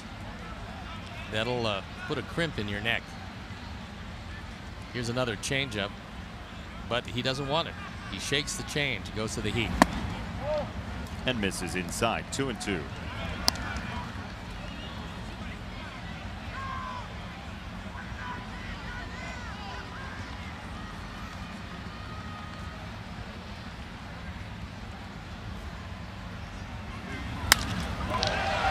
In the air, left center field. To the alleyway for Palka, and one hop over the wall. It's a double to lead off the 6th inning. And again, the 3rd time through the order against Cashner this year has been really difficult. All 4 have reached so far. Daniel's very strong. He puts a charge into this one opposite field. He waits back long enough for the changeup and doesn't get all of it, but gets enough of it. No chance for Mancini and Jones. One hop out of the ballpark and a promising way to start the 6th. Friendly skies are even just a couple feet over the sign. He was right at it. Our friends at United, that is our charter. Ball 1 to Davidson on a curve. He's 1 for 1. He's been on base twice. This is surprising. The tweets are streaming in about your choice of Nickelback as the first song for Rock and Roll Night. I'm shocked. Do the folks love it? Oh, yeah. I would not open Twitter for a while. 1-0 to Matt is inside. 2 balls, no strikes. Pen up and going. Luis Avilan.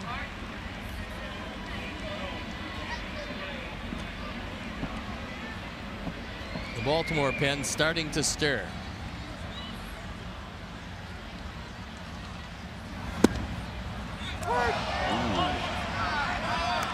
Susak is not exactly David Blaine with his trickery with the ball. However, that's the one spot where Jeremy Rehak has been inconsistent tonight. He's been very good on the corners. He's been very good upstairs. He's been inconsistent for the low strike. But all in all, he's done a nice job behind the plate.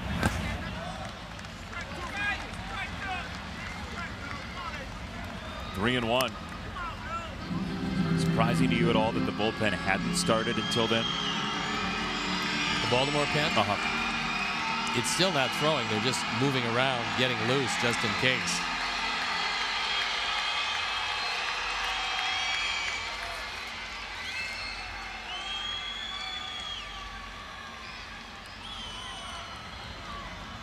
Three and 1. Hard hit up the middle. Palka gets the stop sign at third. Jones has his throw cut off. Runners at the corners. Nobody out in the Sox 6th inning. Well, Cashner has averaged a little over 5 innings per start in his previous 9 starts. So this is the trouble spot for him. And Matt Davidson collects his 2nd hit of the night. Keeps his perfect night intact. Both hits sandwiched around a walk. Nick Kaplan, not wanting to make it out at the plate, decides to hold up Palka with nobody out. And here comes Roger McDowell. Roger, one of the great sinker ballers during his era of pitching. Spent a lot of time in Atlanta. Talked to him before the game about some of the influences on him. He said it was wonderful to work with Bobby Cox, who was his manager. He says, but he learns a whole lot of baseball from Buck Showalter. He says they talk all the time. They talk theory. They talk practical application. And Buck has been around a long time, and Roger learning a whole lot from him. Roger, a great actor as well, with his credits including Seinfeld. Interesting thing about Roger and his sinker, he said it was never better than after elbow surgery, and I asked him what happened. He said, I have no idea. All I know is my sinker got a whole lot better after the surgery. So maybe he can recommend that surgeon to pitchers in search of a sinker.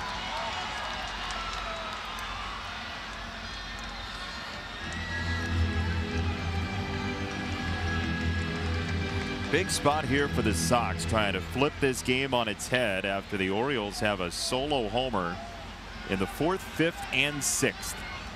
Cashner has not fooled Leury. He's hit the ball pretty well twice, which should bode well for this at bat.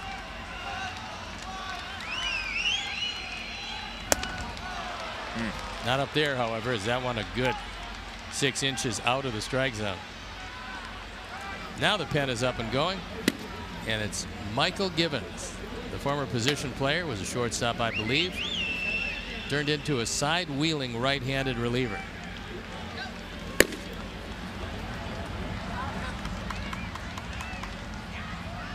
Oh, 2 fouled off.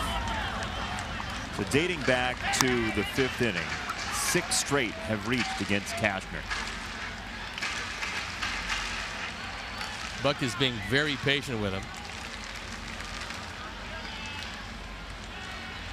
There you look at the numbers. 3 walks, 4 strikeouts. It's 7 hits and 5+. 0-2.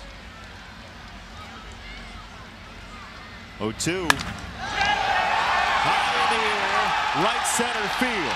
Jones is back at the warning track, and this one ends up over the fence on 1 hop. Palka scores. Davidson has to freeze at 3rd. It's a 3-2 game, and the Sox are on the verge. That time Cashner probably wanted to get that fastball up and out of the zone. He got a high fastball, but it was below the letters. And Leury, believing that he had hit it out of the park, takes a look at it. Only doesn't go out of the park except on 1 hop.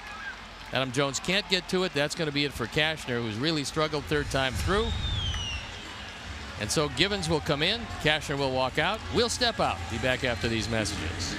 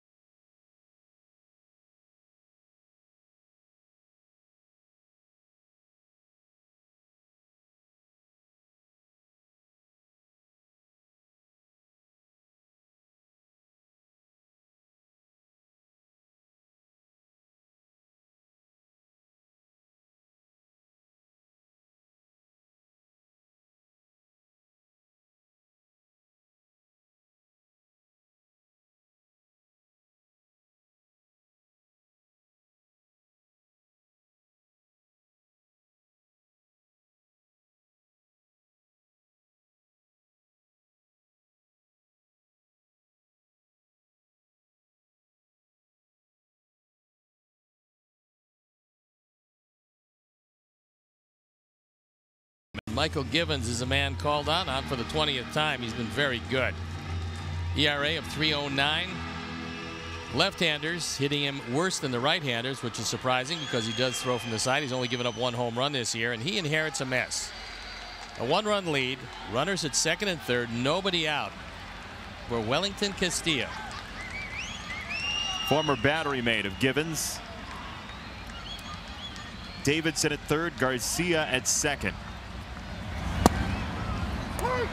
Downstairs, Chuck. Larry Garcia, a spark plug for this team this season. He's batting .324 last 21 games. Big hit, obviously, they're driving a run. But how about his versatility? He's made 11 starts in center, 9 in left, 3 in right, 5 at second base. He's done everything the White Sox have asked this year. And they've needed him with injuries in both the infield and outfield.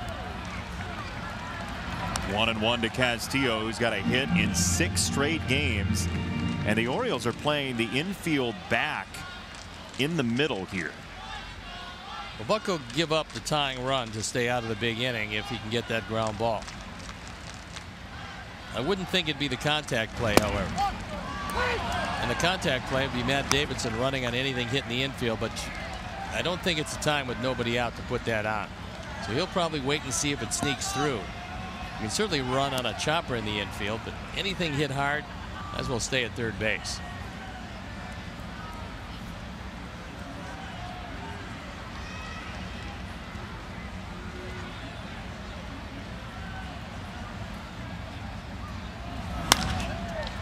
That was 96 to the corner, and still 1-2 on Castillo. Do anything differently when you're facing a guy who caught you before? I don't think it matters really. You make a good pitch, you get him. If you don't, he usually gets you. The only thing he does know, he knows specifically the movement on that fastball. And a side-wheeling fastball, he knows it's going to come into him.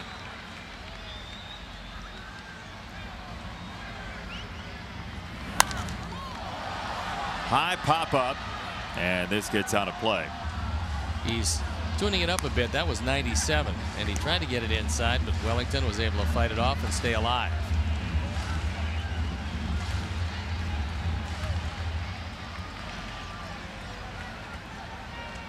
Two base runners willed to Gibbons after Cashner left. 1-2 for Castillo. He got inside on him, and Wellington popped it up.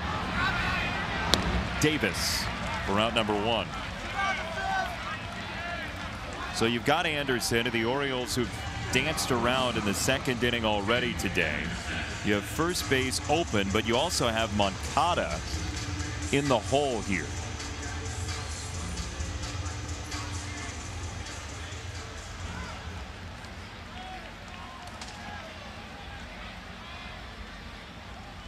Now Buck Showalter with 1 out brings the infield halfway. They're not in all the way.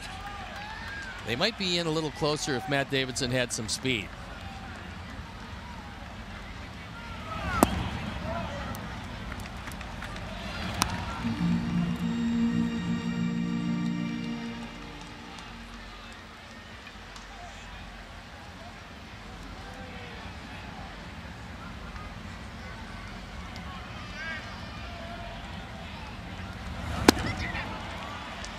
One ball, one strike. That sidearm slider is explosive, especially against the right-hand hitter. There's Moncada in the dugout. He's certainly hoping that the inning stays alive to his spot.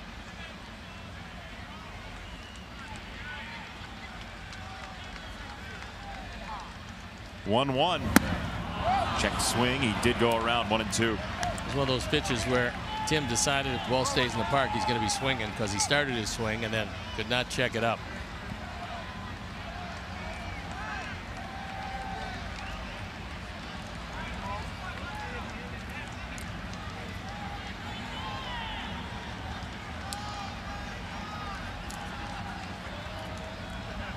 One-two. Struck him out at 97, 2 away.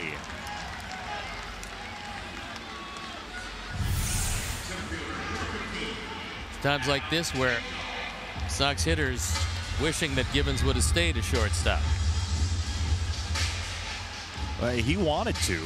He begrudgingly became a pitcher. He said he wanted one more shot at the infield when the conversion happened, but it turned out okay for him. You get up there 97, you're probably going to want to start throwing the baseball a bit, especially as a side-wheeling right-hander.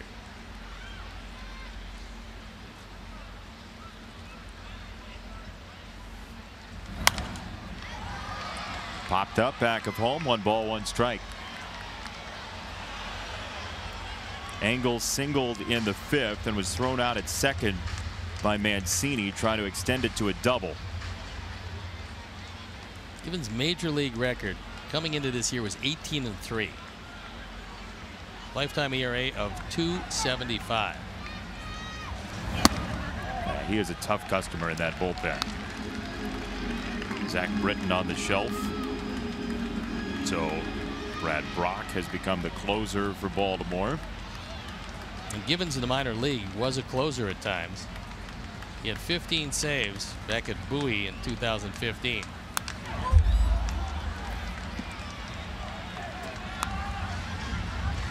But with records of 2-0, 8-2, and 8-1 in the last 3 seasons, and each and every year throwing more and more innings.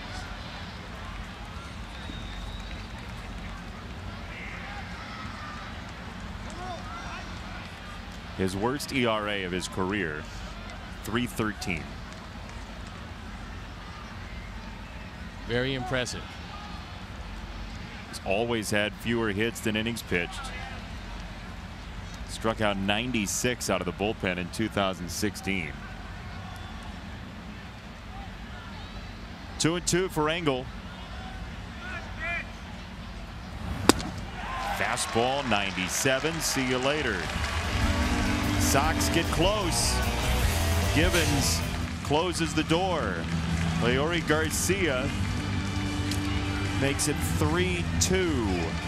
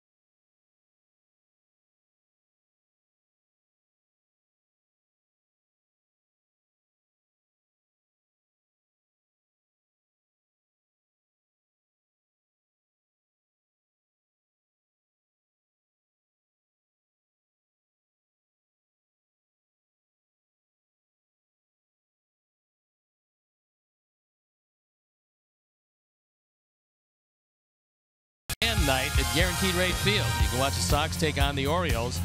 Then you can visit the Authentic Fan booth located outside sections 157 and 158 and grab a free t-shirt while supplies last. Luis Avilan comes into the ball game. There you look at the numbers. On for the 19th time. He's 1-0, ERA at 5.25.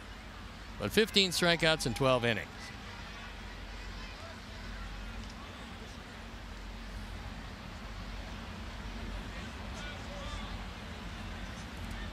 Sox have a new catcher, Omar Narvaez, so full battery. I got a feeling, this is just me, that inability to run out the pop-up probably meant that Wellington Castillo took a seat. The one thing that Ricky Renteria will not tolerate under any circumstances is not running to first base. And that ball was clearly fair. So the night for Castillo is done.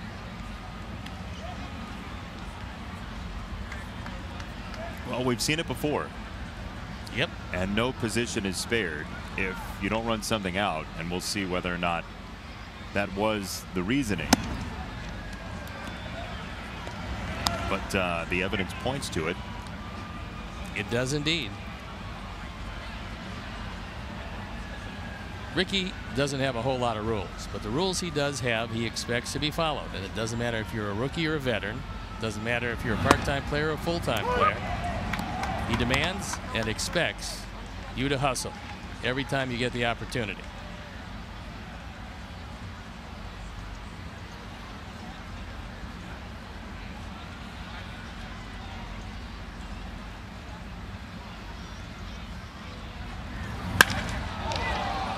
Slug to center field. Adam is there for out number 1. All right, time to quiz Steve about his career. It's sticks and stone. Your first AL win came against the Orioles in '73. Who homered off you that day? I've got to recuse myself. Why? Because you were there? Yes. I have no idea.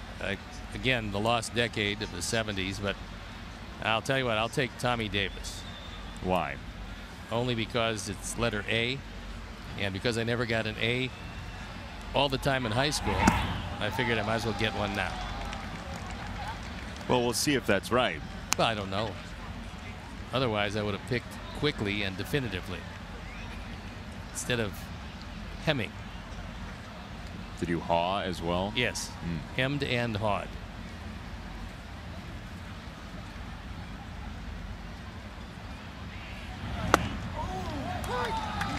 Spins in strike 2. Avilan to Rickard.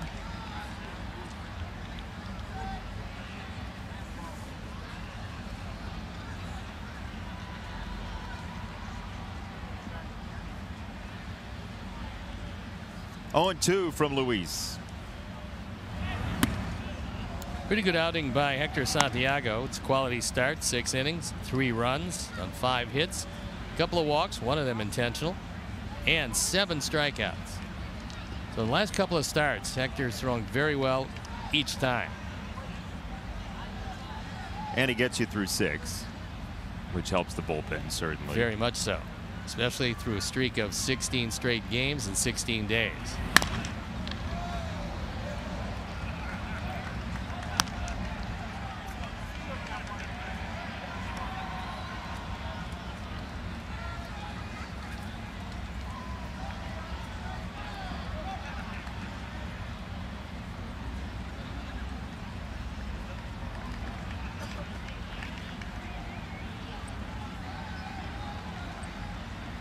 One, 2. 2 balls, 2 strikes. Orioles got a solo homer in the 4th from Manny Machado. Solo homer in the 5th from Mark Trumbo. Solo homer in the 6th from Adam Jones.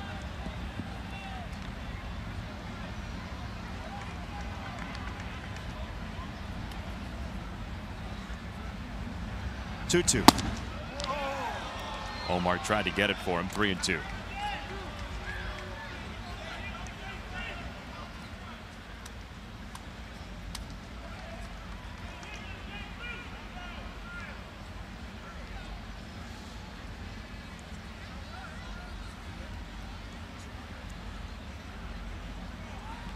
Payoff. Swing and a miss. Strike 3. Expanded his strike zone and it cost him. That one, though, really too close to take. Just off the corner. In Avilan. Good pitch. A changeup away. And Rickard swung at the motion. And the baseball really hadn't gotten there yet.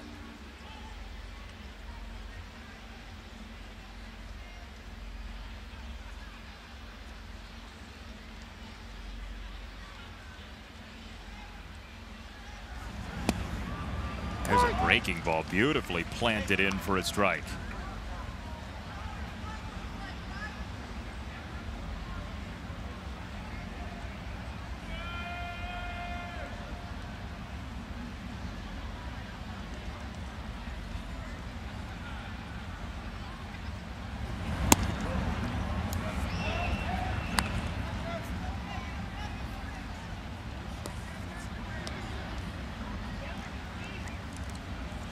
It's a 4-game series with Baltimore. Game 2 is tomorrow. That's a 7:10 first pitch time. Kevin Gausman against James Shields, your pitching matchup. Alex Cobb, Dylan Covey, game 3. And then game 4 is a 1:10 start time Thursday. Dylan Bundy, Lucas Giolito. And it's off to Detroit and Cleveland.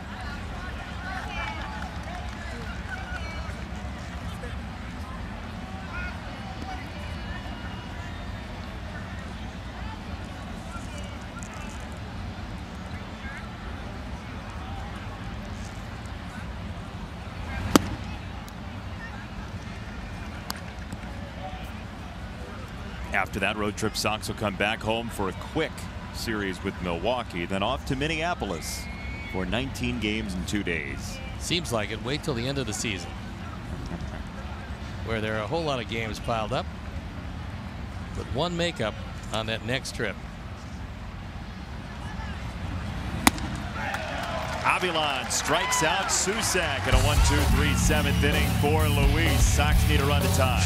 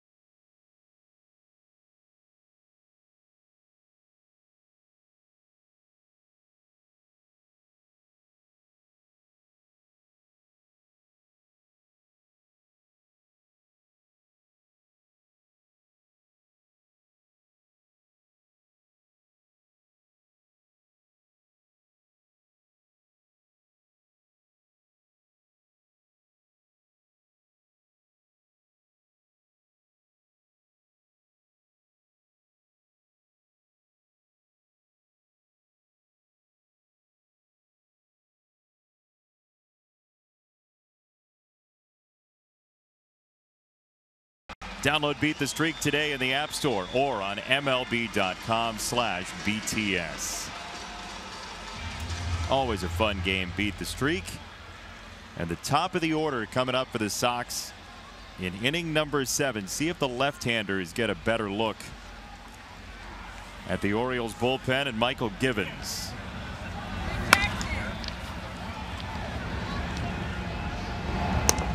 Scope throws out Moncada, 1 away. And here's your answer for Sticks and Stone from Steve's first AL win. It was Tommy Davis. How about that? He was a great hitter. I think he led the National League in hitting one year when a member of the Los Angeles Dodgers. And Boog Powell and Brooks Robinson. Hall of Famer Brooks, and Boog Powell was a pretty good player. Hit the ball so hard they made a beef stand for him in Baltimore. They can do ribs out there. It's very good. Very close to the hotel, by the way, if you want to go for lunch. To the ballpark? Yeah, that's where it is. They open the gate. You can get in any time. Oh, I didn't know that they opened the gate for the on Utah Street there. Oh, yeah, for the beef, no doubt.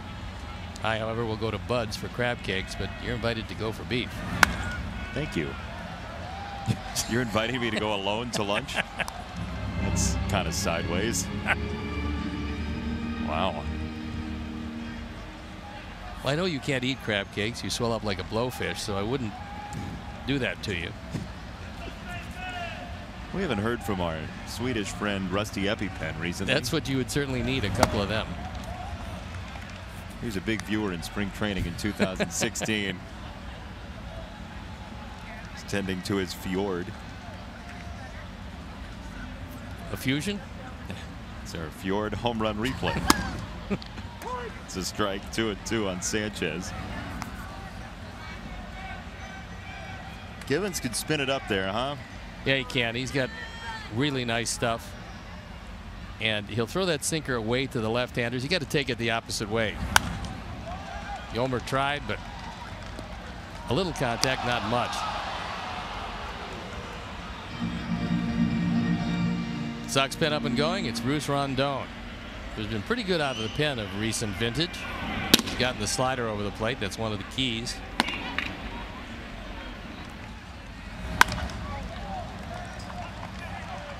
Sox currently lead the league in Rondons. 2-0 in some instances. Yeah, depending on the day. In terms of playing time, Houston does have Hector Rondon. And can Carlos Rodon be far away? Wouldn't imagine starting his rehab assignment in Kannapolis over the weekend as there's out number 2. Everything on the infield or a strikeout so far for Givens. Givens gets such good sink when he wants to that it's really tough to hit the ball in the air. Watch this ball. It comes up and at the last instant it drops, so you're going to hit the top of the baseball. If you hit the top of the baseball, it's going to be pounded right into the dirt. And with that kind of movement at 95 to 97 miles an hour, you can understand why that ERA is right now around 3.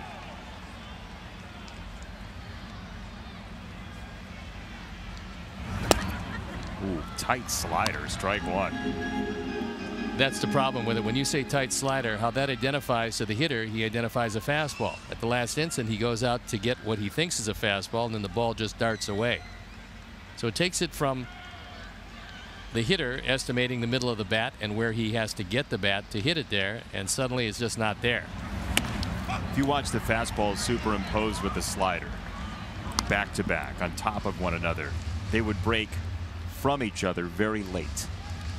Well, that's the key. A slow breaking slider doesn't help you very much, because then if you miss it all with your location, it's going to get hit hard. But that late quick breaking slider, you can miss a bit and still throw a good pitch and get the guy out. And that's to protect against a hitter leaning outside. If Jose was looking slider, probably catches that one in the ribs.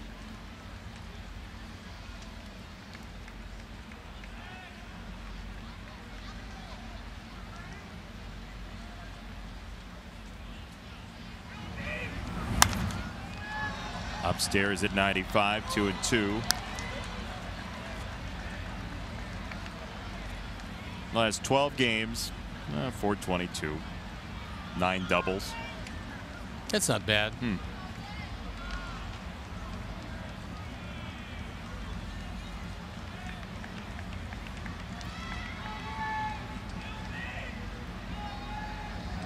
2-2.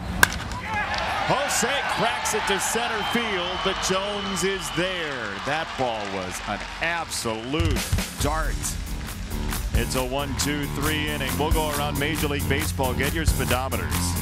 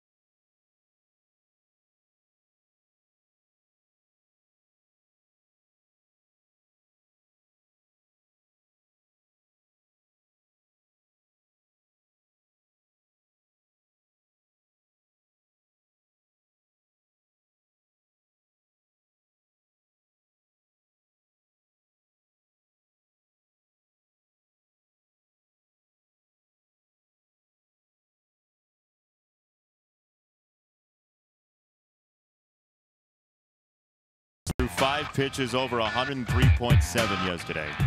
And 2 of them at 105 miles an hour. The first time ever in recorded history that anybody has thrown 2 fastballs at 105 miles an hour. Now, half the time he doesn't know where it's going, but he's very young and he's got a great arm. I'm just hoping Michael Kopech doesn't see that video, because he's going to try to chase after that. He may try to do that anyway. Well, he gets it up there 103. 105 might be a little out of his grasp, but you never know. Bruce Rondon comes in the ball game, and we'll show you what he's done to this point. On for the 14th time. He's 1-2, a fine ERA of .386, and 1-for-1 in save situations. That was in Wrigley Field to help salvage the 3rd of a 3-game series.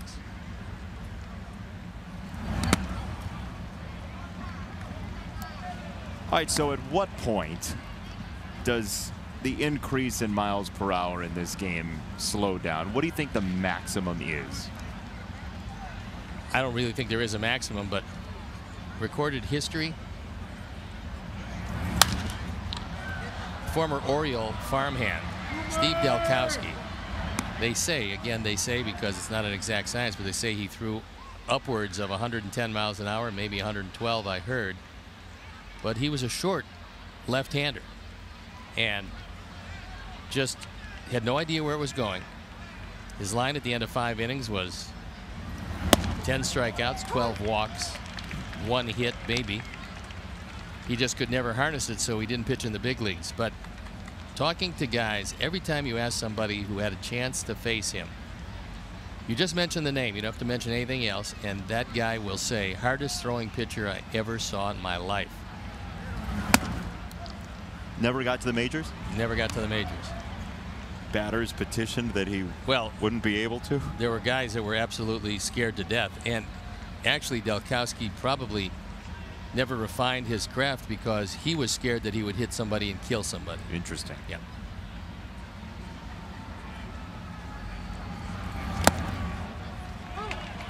Ball in the dirt, ball 4. It's a leadoff walk for Baltimore. Head to the park. It's $1 Vienna beef hot dogs every Wednesday home game this season. Take advantage of this unbeatable deal. Wednesday, May 23rd. Sox and the Orioles, 7:10 p.m. Get your tickets at whitesox.com today.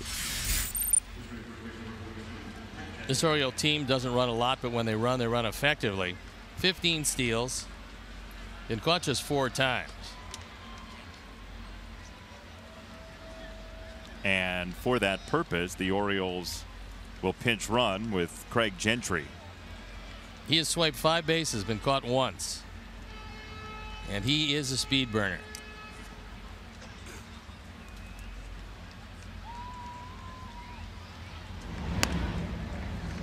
This is the only thing that will keep Bruce from being a star in this game, and that's control. When he gets it over, you don't hit him very well. When he has trouble at all, you put very valuable runners on, especially when you can use a pinch runner late.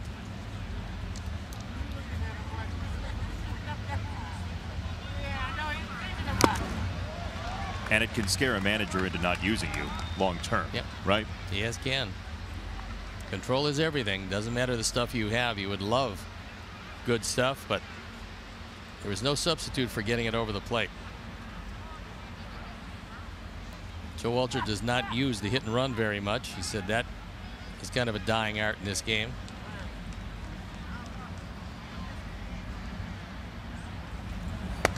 Well, with lack of contact being one of the hallmarks of the game right now, increased walks and strikeouts, you're liable to not get a pitch to hit, or your guy's just not going to hit the ball. We have to go with the personnel, and there's guys that just are incapable of putting the bat on the ball consistently. So running into outs is not desirable for any manager. Breaking ball outside, 1-2. Good idea as he quick pitched Jones, but was not in the zone.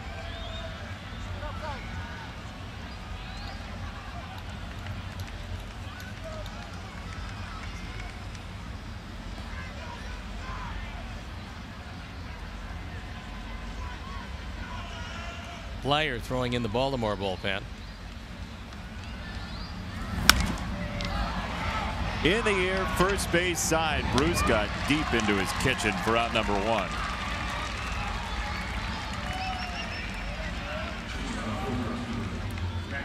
That pitch was way inside, and Jones could not check it up. Not surprising, because Jones has been to bat 190 times this year, and he's walked 4. That is not an official jersey, by the way. No. Is that a Robert Machado jersey? Could very well be.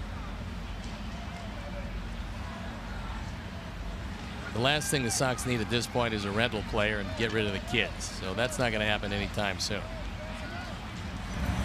Robert Machado wore number 55, by the way, so it was not the 90s catcher for the Sox. Here is the other Machado. One of the reasons why Showalter probably won't run here is that you take the bat out of Machado's hands, which is something you don't want to do.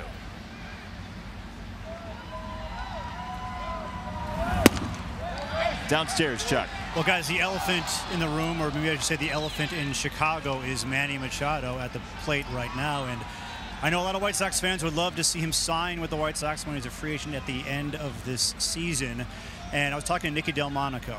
Now, it's obviously going to take a lot of money to sign Manny Machado, but relationships help too. Nicky Delmonico has known Machado since they played together on the American USA 18 under team back in 2009 and 2010. How about this lineup that Machado was a part of with Delmonico? That team, batting third, by the way, was Bryce Harper.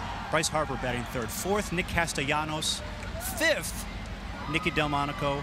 Batting sixth was Manny Machado. And when they played in the championship game against Cuba, Machado drove in the winning run. And the winning run in that game was Nicky Delmonico. How about that? Teammates from back in the day. And talking to Nicky about that, he said the guy on that team he thought, and nothing against Manny Machado, the guy on that team that he said he felt like was going to be the real big star was Bryce Harper. Oh, I suppose that worked out well. Yeah. Nicky and Bryce Harper have something in common, by the way. They're both huge fans of Chipotle. They both hit left-handed. That's true too. Bryce Harper has one of those cards that they give you and you get free burritos for a year. And I said to Nicky, didn't you get one of those too, being his teammate? And he said, no, but I got free guacamole once. Well, that's not so bad. It was an accident, though. I'm sure Bryce Harper is going to need all that free food coming up here after his free agent signing. Runners off. 2-2 is called. Strike 3. Throw down is not in time, but the Sox do get out number 2. Machado punched out. Gentry steals second. Delmonico. Six stolen base, Chuck. Delmonico, by the way, was drafted by these Baltimore Orioles, so he followed Machado's footsteps, but then Delmonico was traded to the Milwaukee Brewers for? Any hints? Any guess? Want to guess? Bryce Harper. Not Bryce Harper. K-Rod. Ah. And he did a nice job closing in his time there. He did. 2 down. Nice slider. 0-1. Getting that over the plate has really been the key as a White Sox reliever, because that was something he couldn't do consistently in Detroit. So with the help of Don Cooper and Kurt Hassler, Bruce has been a serviceable pensman.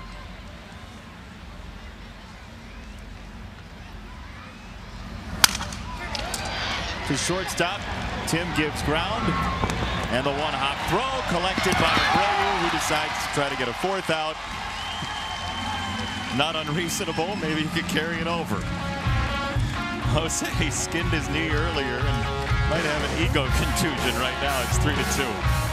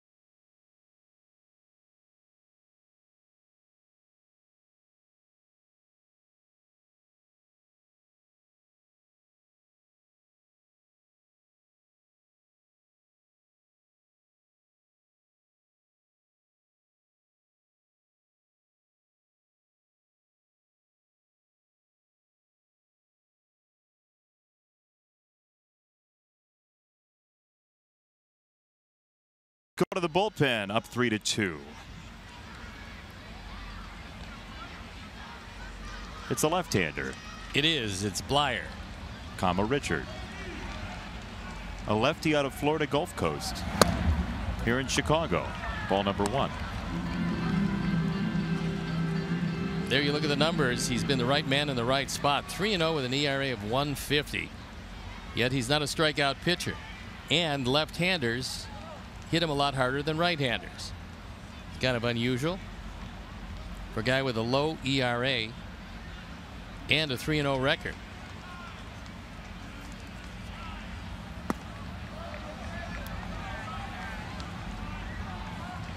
Greg Gentry, who came on to pinch run, stays in the game as Mancini departed the ball game. And we get a plug for our network behind him. We do that. 2-0. Broken bat, back to Blyer.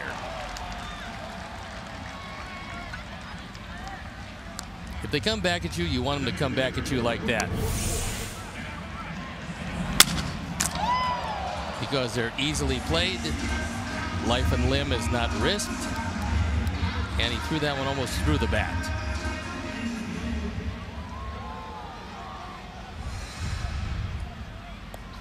Well, after the Sox got whipsawed by Michael Givens, 2 innings, 2 strikeouts, no base runners, Blyer chainsaws Polka, and here's Davidson. Ball 1 to Matt, who's been on 3 times in 3 trips to the plate tonight.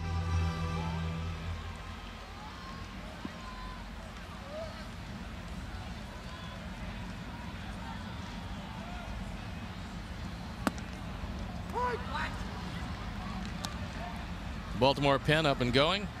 It's Castro on the right. And it's Brock on the left.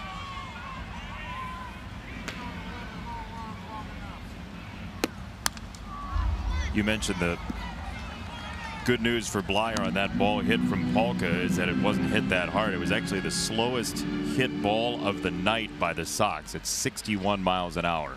And pitchers appreciate that. Hit them slowly.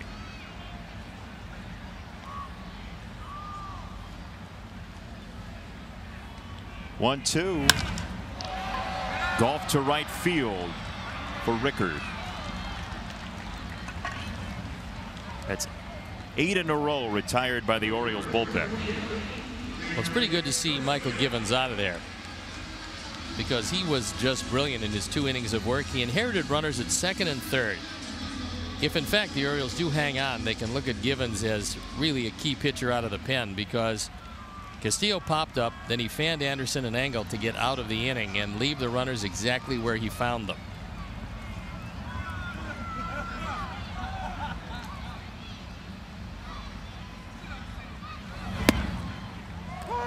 Blyer throws a strike to Garcia. Givens was brilliant. Now Blyer on the mound, the former member of the World Baseball Classic team for Team Israel. Blyer can't field it cleanly. Garcia is on with his 2nd hit tonight. When you fall off the mound to the third base side, most left-handers do. It makes it a difficult play on a slow roller. But watch it again. He's got some time. And he just goes down and doesn't get it. This could turn out to be a big play.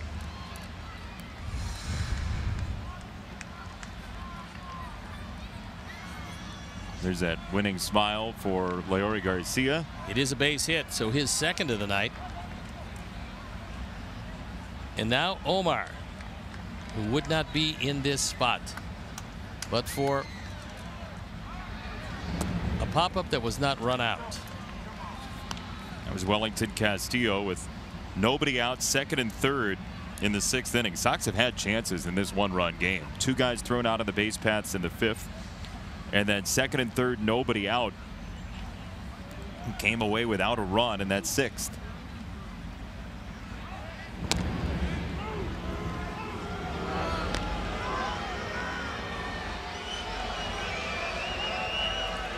If Garcia were to be thrown out on the bases, That's the only way you don't guarantee Moncada to bat one more time tonight.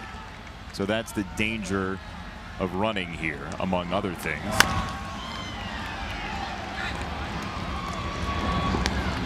Scope for out number 3.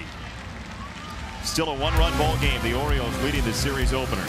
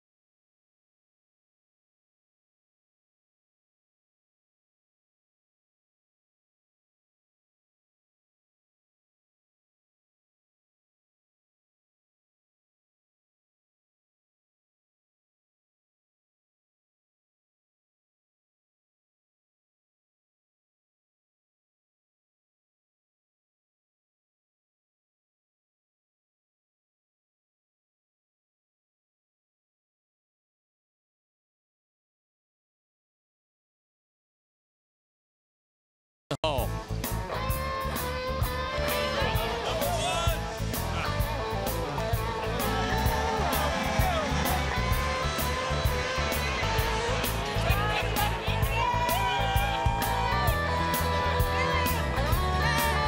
Rainy night, still fun to be had at the ballpark. It's still ice cream to be had, too. Well, Keem Soria comes in the ball game on for the 16th time. He's 0-2. His ERA above 5.5. Sox bullpen has pitched very well as Thompson comes into right field. Sox bullpen hasn't given up a run since Friday.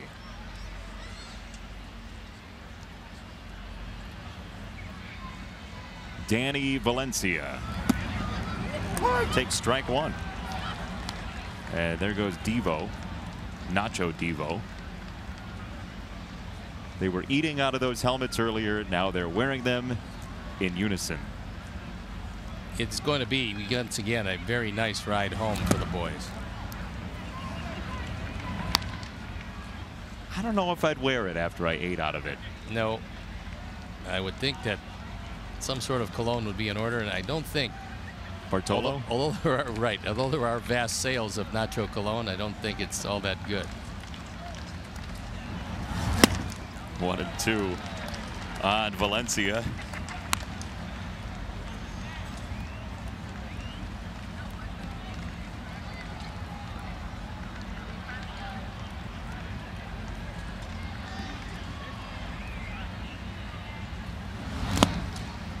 Two balls, 2 strikes on Danny Valencia.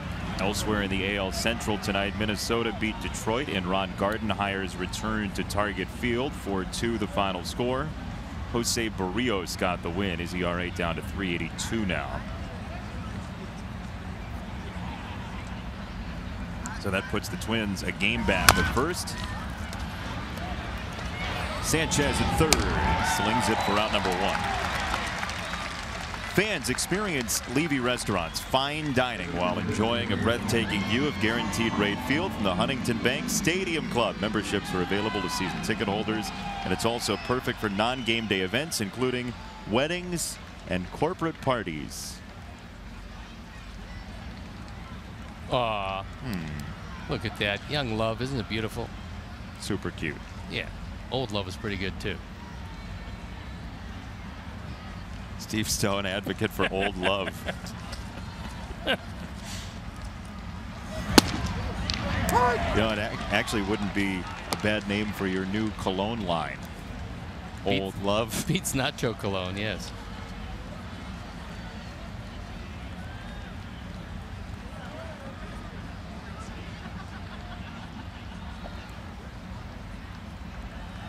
Oh-1. Breaking ball rolled foul. 0-2. The Sox in the 9th will have Anderson, Engel, and Moncada to bat 8, 9, and 1. And there's only one man on the bench to be used. That's Jose Rondon. Brock has been less than overwhelming. He does have 6 saves, but he is hittable. I think he went. He did. Strike 3. And Trumbo is most unhappy. He got called out twice. And once in now the he's second, been once in thrown the out. 6th.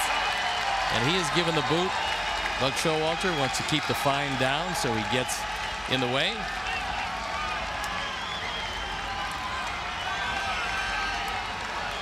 Trumbo was mad that the plate umpire, Jeremy Rehack, called it himself and didn't appeal to Miller over at first base. We'll watch it again. It is a slider, and looked like he went around too far from that angle. From the side, I'm sure it'll look like it.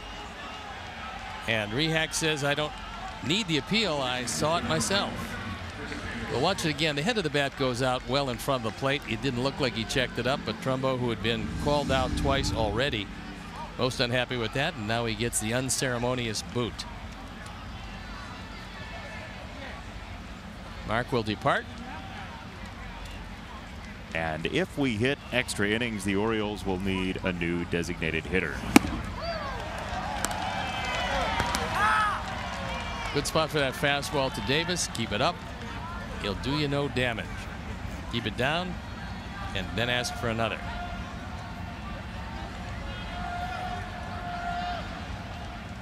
Oh, 0-1 from Soria. Check swing on a ball up.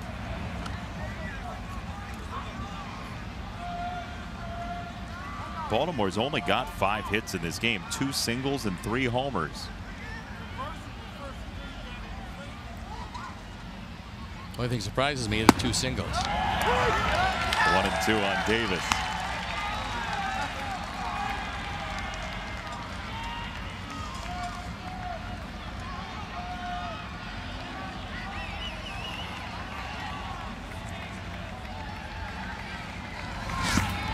Swing and a miss, strike 3. Davis got a late jump on that ball kicking away, and Joaquim Soria holds the line with a 1-2-3 ninth. It's Anderson and Engel and Moncada coming up.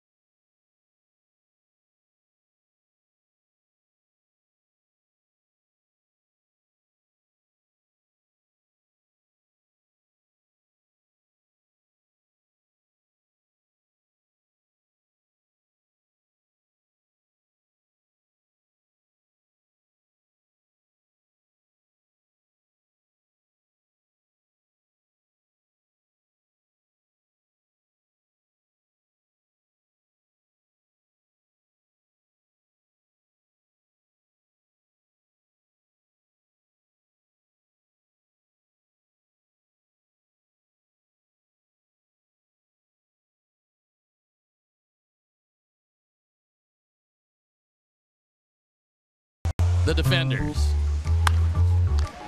And they keep doing it. And the boys keep standing there.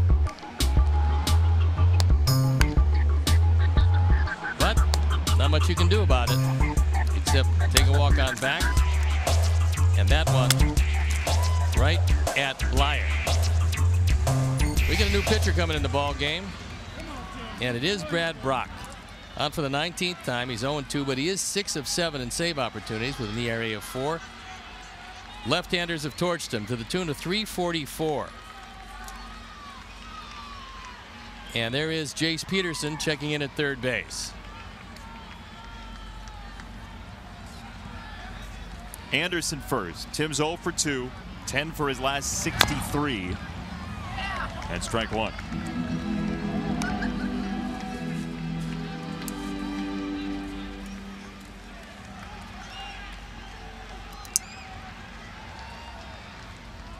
Three bullpen innings for the Orioles tonight. Only 1 hit allowed on a Garcia tapper past the mound.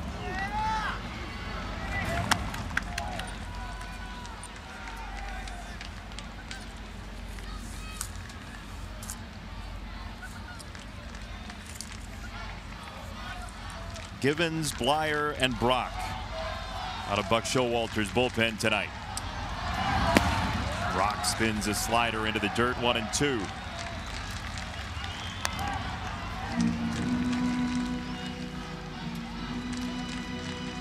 Sox got a run in the 5th and 1 in the 6th, and the big chance was in that 6th inning. Davidson at third, Garcia at second, nobody out, and it was a pop-up and 2 strikeouts against Givens that ended the inning. Tim lays off again.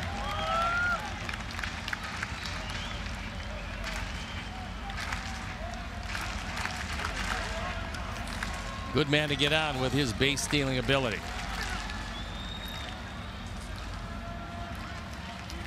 2-2. Tim fouls it off his body. When Zach Britton was healthy, he really helped make the ball club because he was almost infallible as a closer. Pretty much you had the lead late, that was about it. Turbo sinker. Just an unbelievable sinker. Mid-90s, upper 90s. It was an unhittable pitch.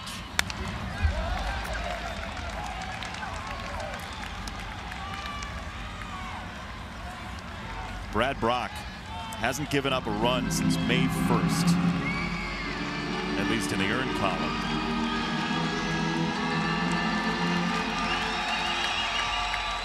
He's only walked 2 batters since then in 6 outings. Slider for strike 3. If you're going to close, you can't afford to walk anybody unless you're going to average a strikeout in 3/4 every innings pitched. And that one just didn't get there. Tim swung at the motion. Good off-speed pitch, had slider spin on it, and he swung out in front of it. And if you're not overwhelming and the fastball is not a big fastball for Brock, you need an off-speed pitch like that.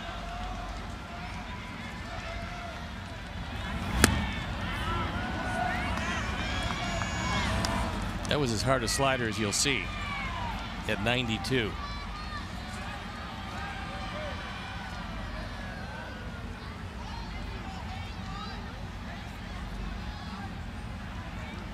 Oh, 1.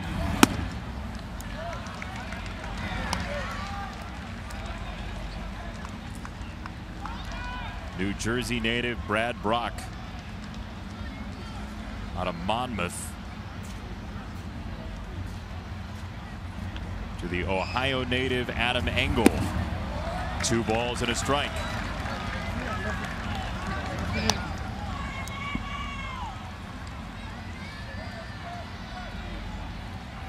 So another guy can steal a base if he can find a way to solve Brad Brock.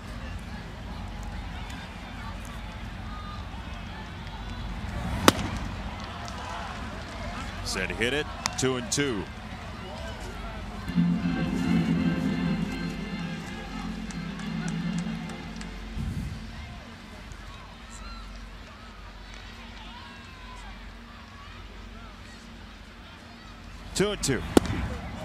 Downstairs, 3 balls, 2 strikes. Yohan Moncada in the on-deck circle. He'd love to represent the winning run, but to do that, Adams got to find a way to get out. He's not going to mess around with a slider or changeup here, is he? I wouldn't think so.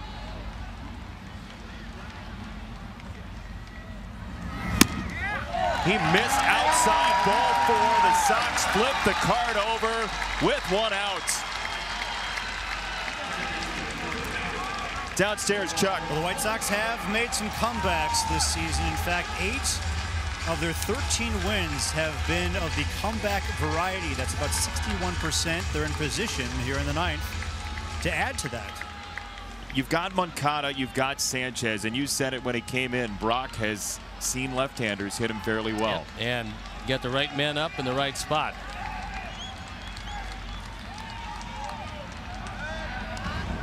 Throw on angle at first.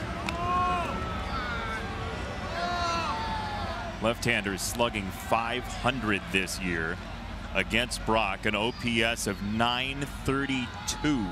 Adam Engel, 6 of 7 in stolen bases. He is just back. It was a good move to first.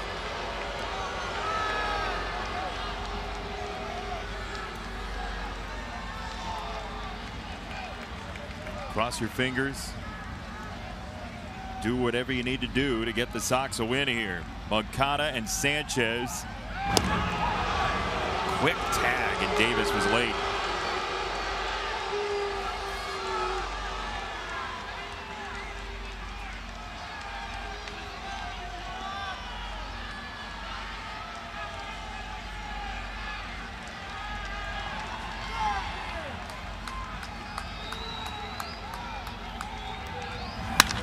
Moncada throws it right field side. Rickard gets there. Engel's on his way to third. Runners at the corners. Just 1 out in the 9th.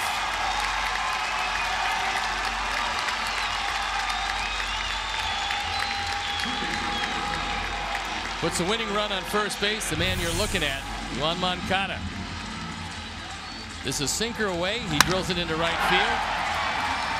Rickard gets to it, gets it back in.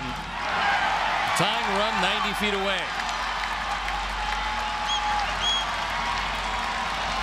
And Yolmer Sanchez, who's already driven in 20 runs this year,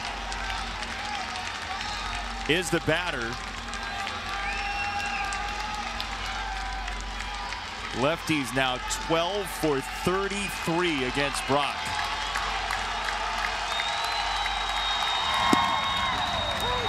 Strike 1. Well, thinking ahead, the real interesting choice for Buck Showalter, who's made some controversial choices, would be to perhaps walk Abreu. But first things first, you got to get by Yolmer, and he's a pretty tough out in these situations because he will make contact most of the time. Bunt foul, 0-2. That was a suicide.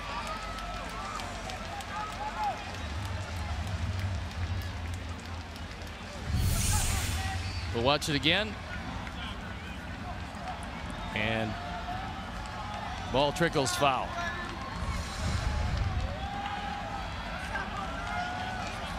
Engel at third, the tying run. Moncada at first, the winning run.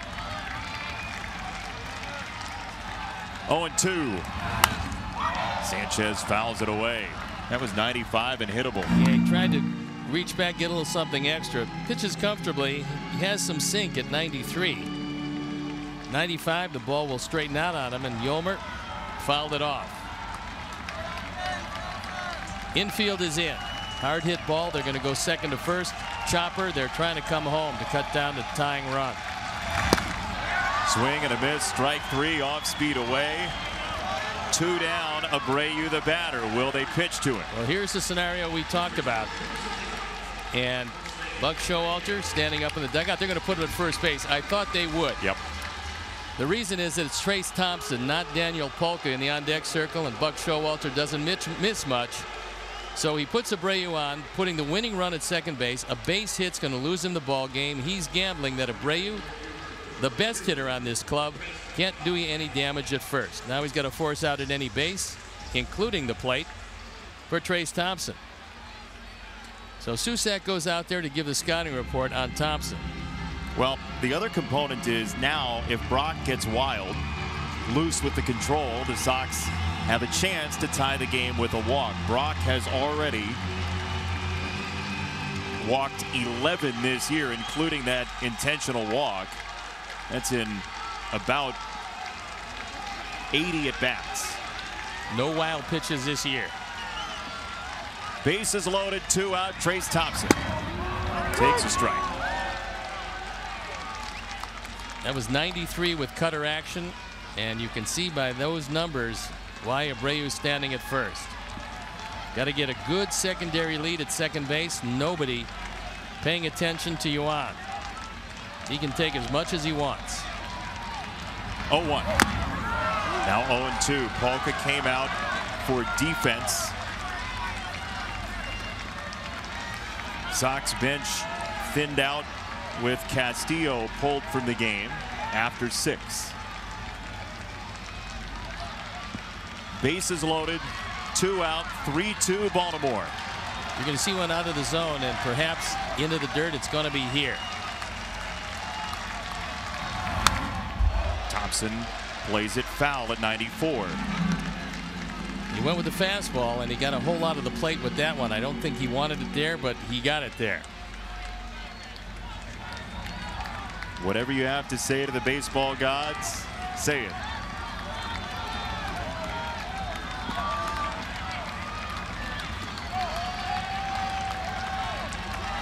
Oh, 2. Brock to Thompson. Into the glove for strike 3. And the Sox leave him loaded in the 9th. 3-2 the final score in the series opener. The boys battled their way back into this one and loaded the bases in the 9th inning, but Brock a little too tough. Credit the man you're looking at, Buck Showalter, with a controversial move, walking Abreu, determining before the game he was not going to let Abreu beat him, and he didn't, taking his chances with Trace Thompson and the oddity of the lineup. And unfortunately, the Orioles win the first of a 4-game series with 3 solo home runs. See you tomorrow night. I will then. So for our producer Keon Dolachaki, our director Jim Angio, our associate producer Dave Ross, technical manager Mark Harper, the executive producer Greg Bowman, and our entire NBC Sports crew. For Chuck Garfine and Steve Stone, I'm Jason Benetti, saying so long from Guaranteed Rate Field. Next up, Subaru White Sox post-game live. Bill and Layla have it for you. You've been watching Chicago White Sox baseball on NBC Sports Chicago.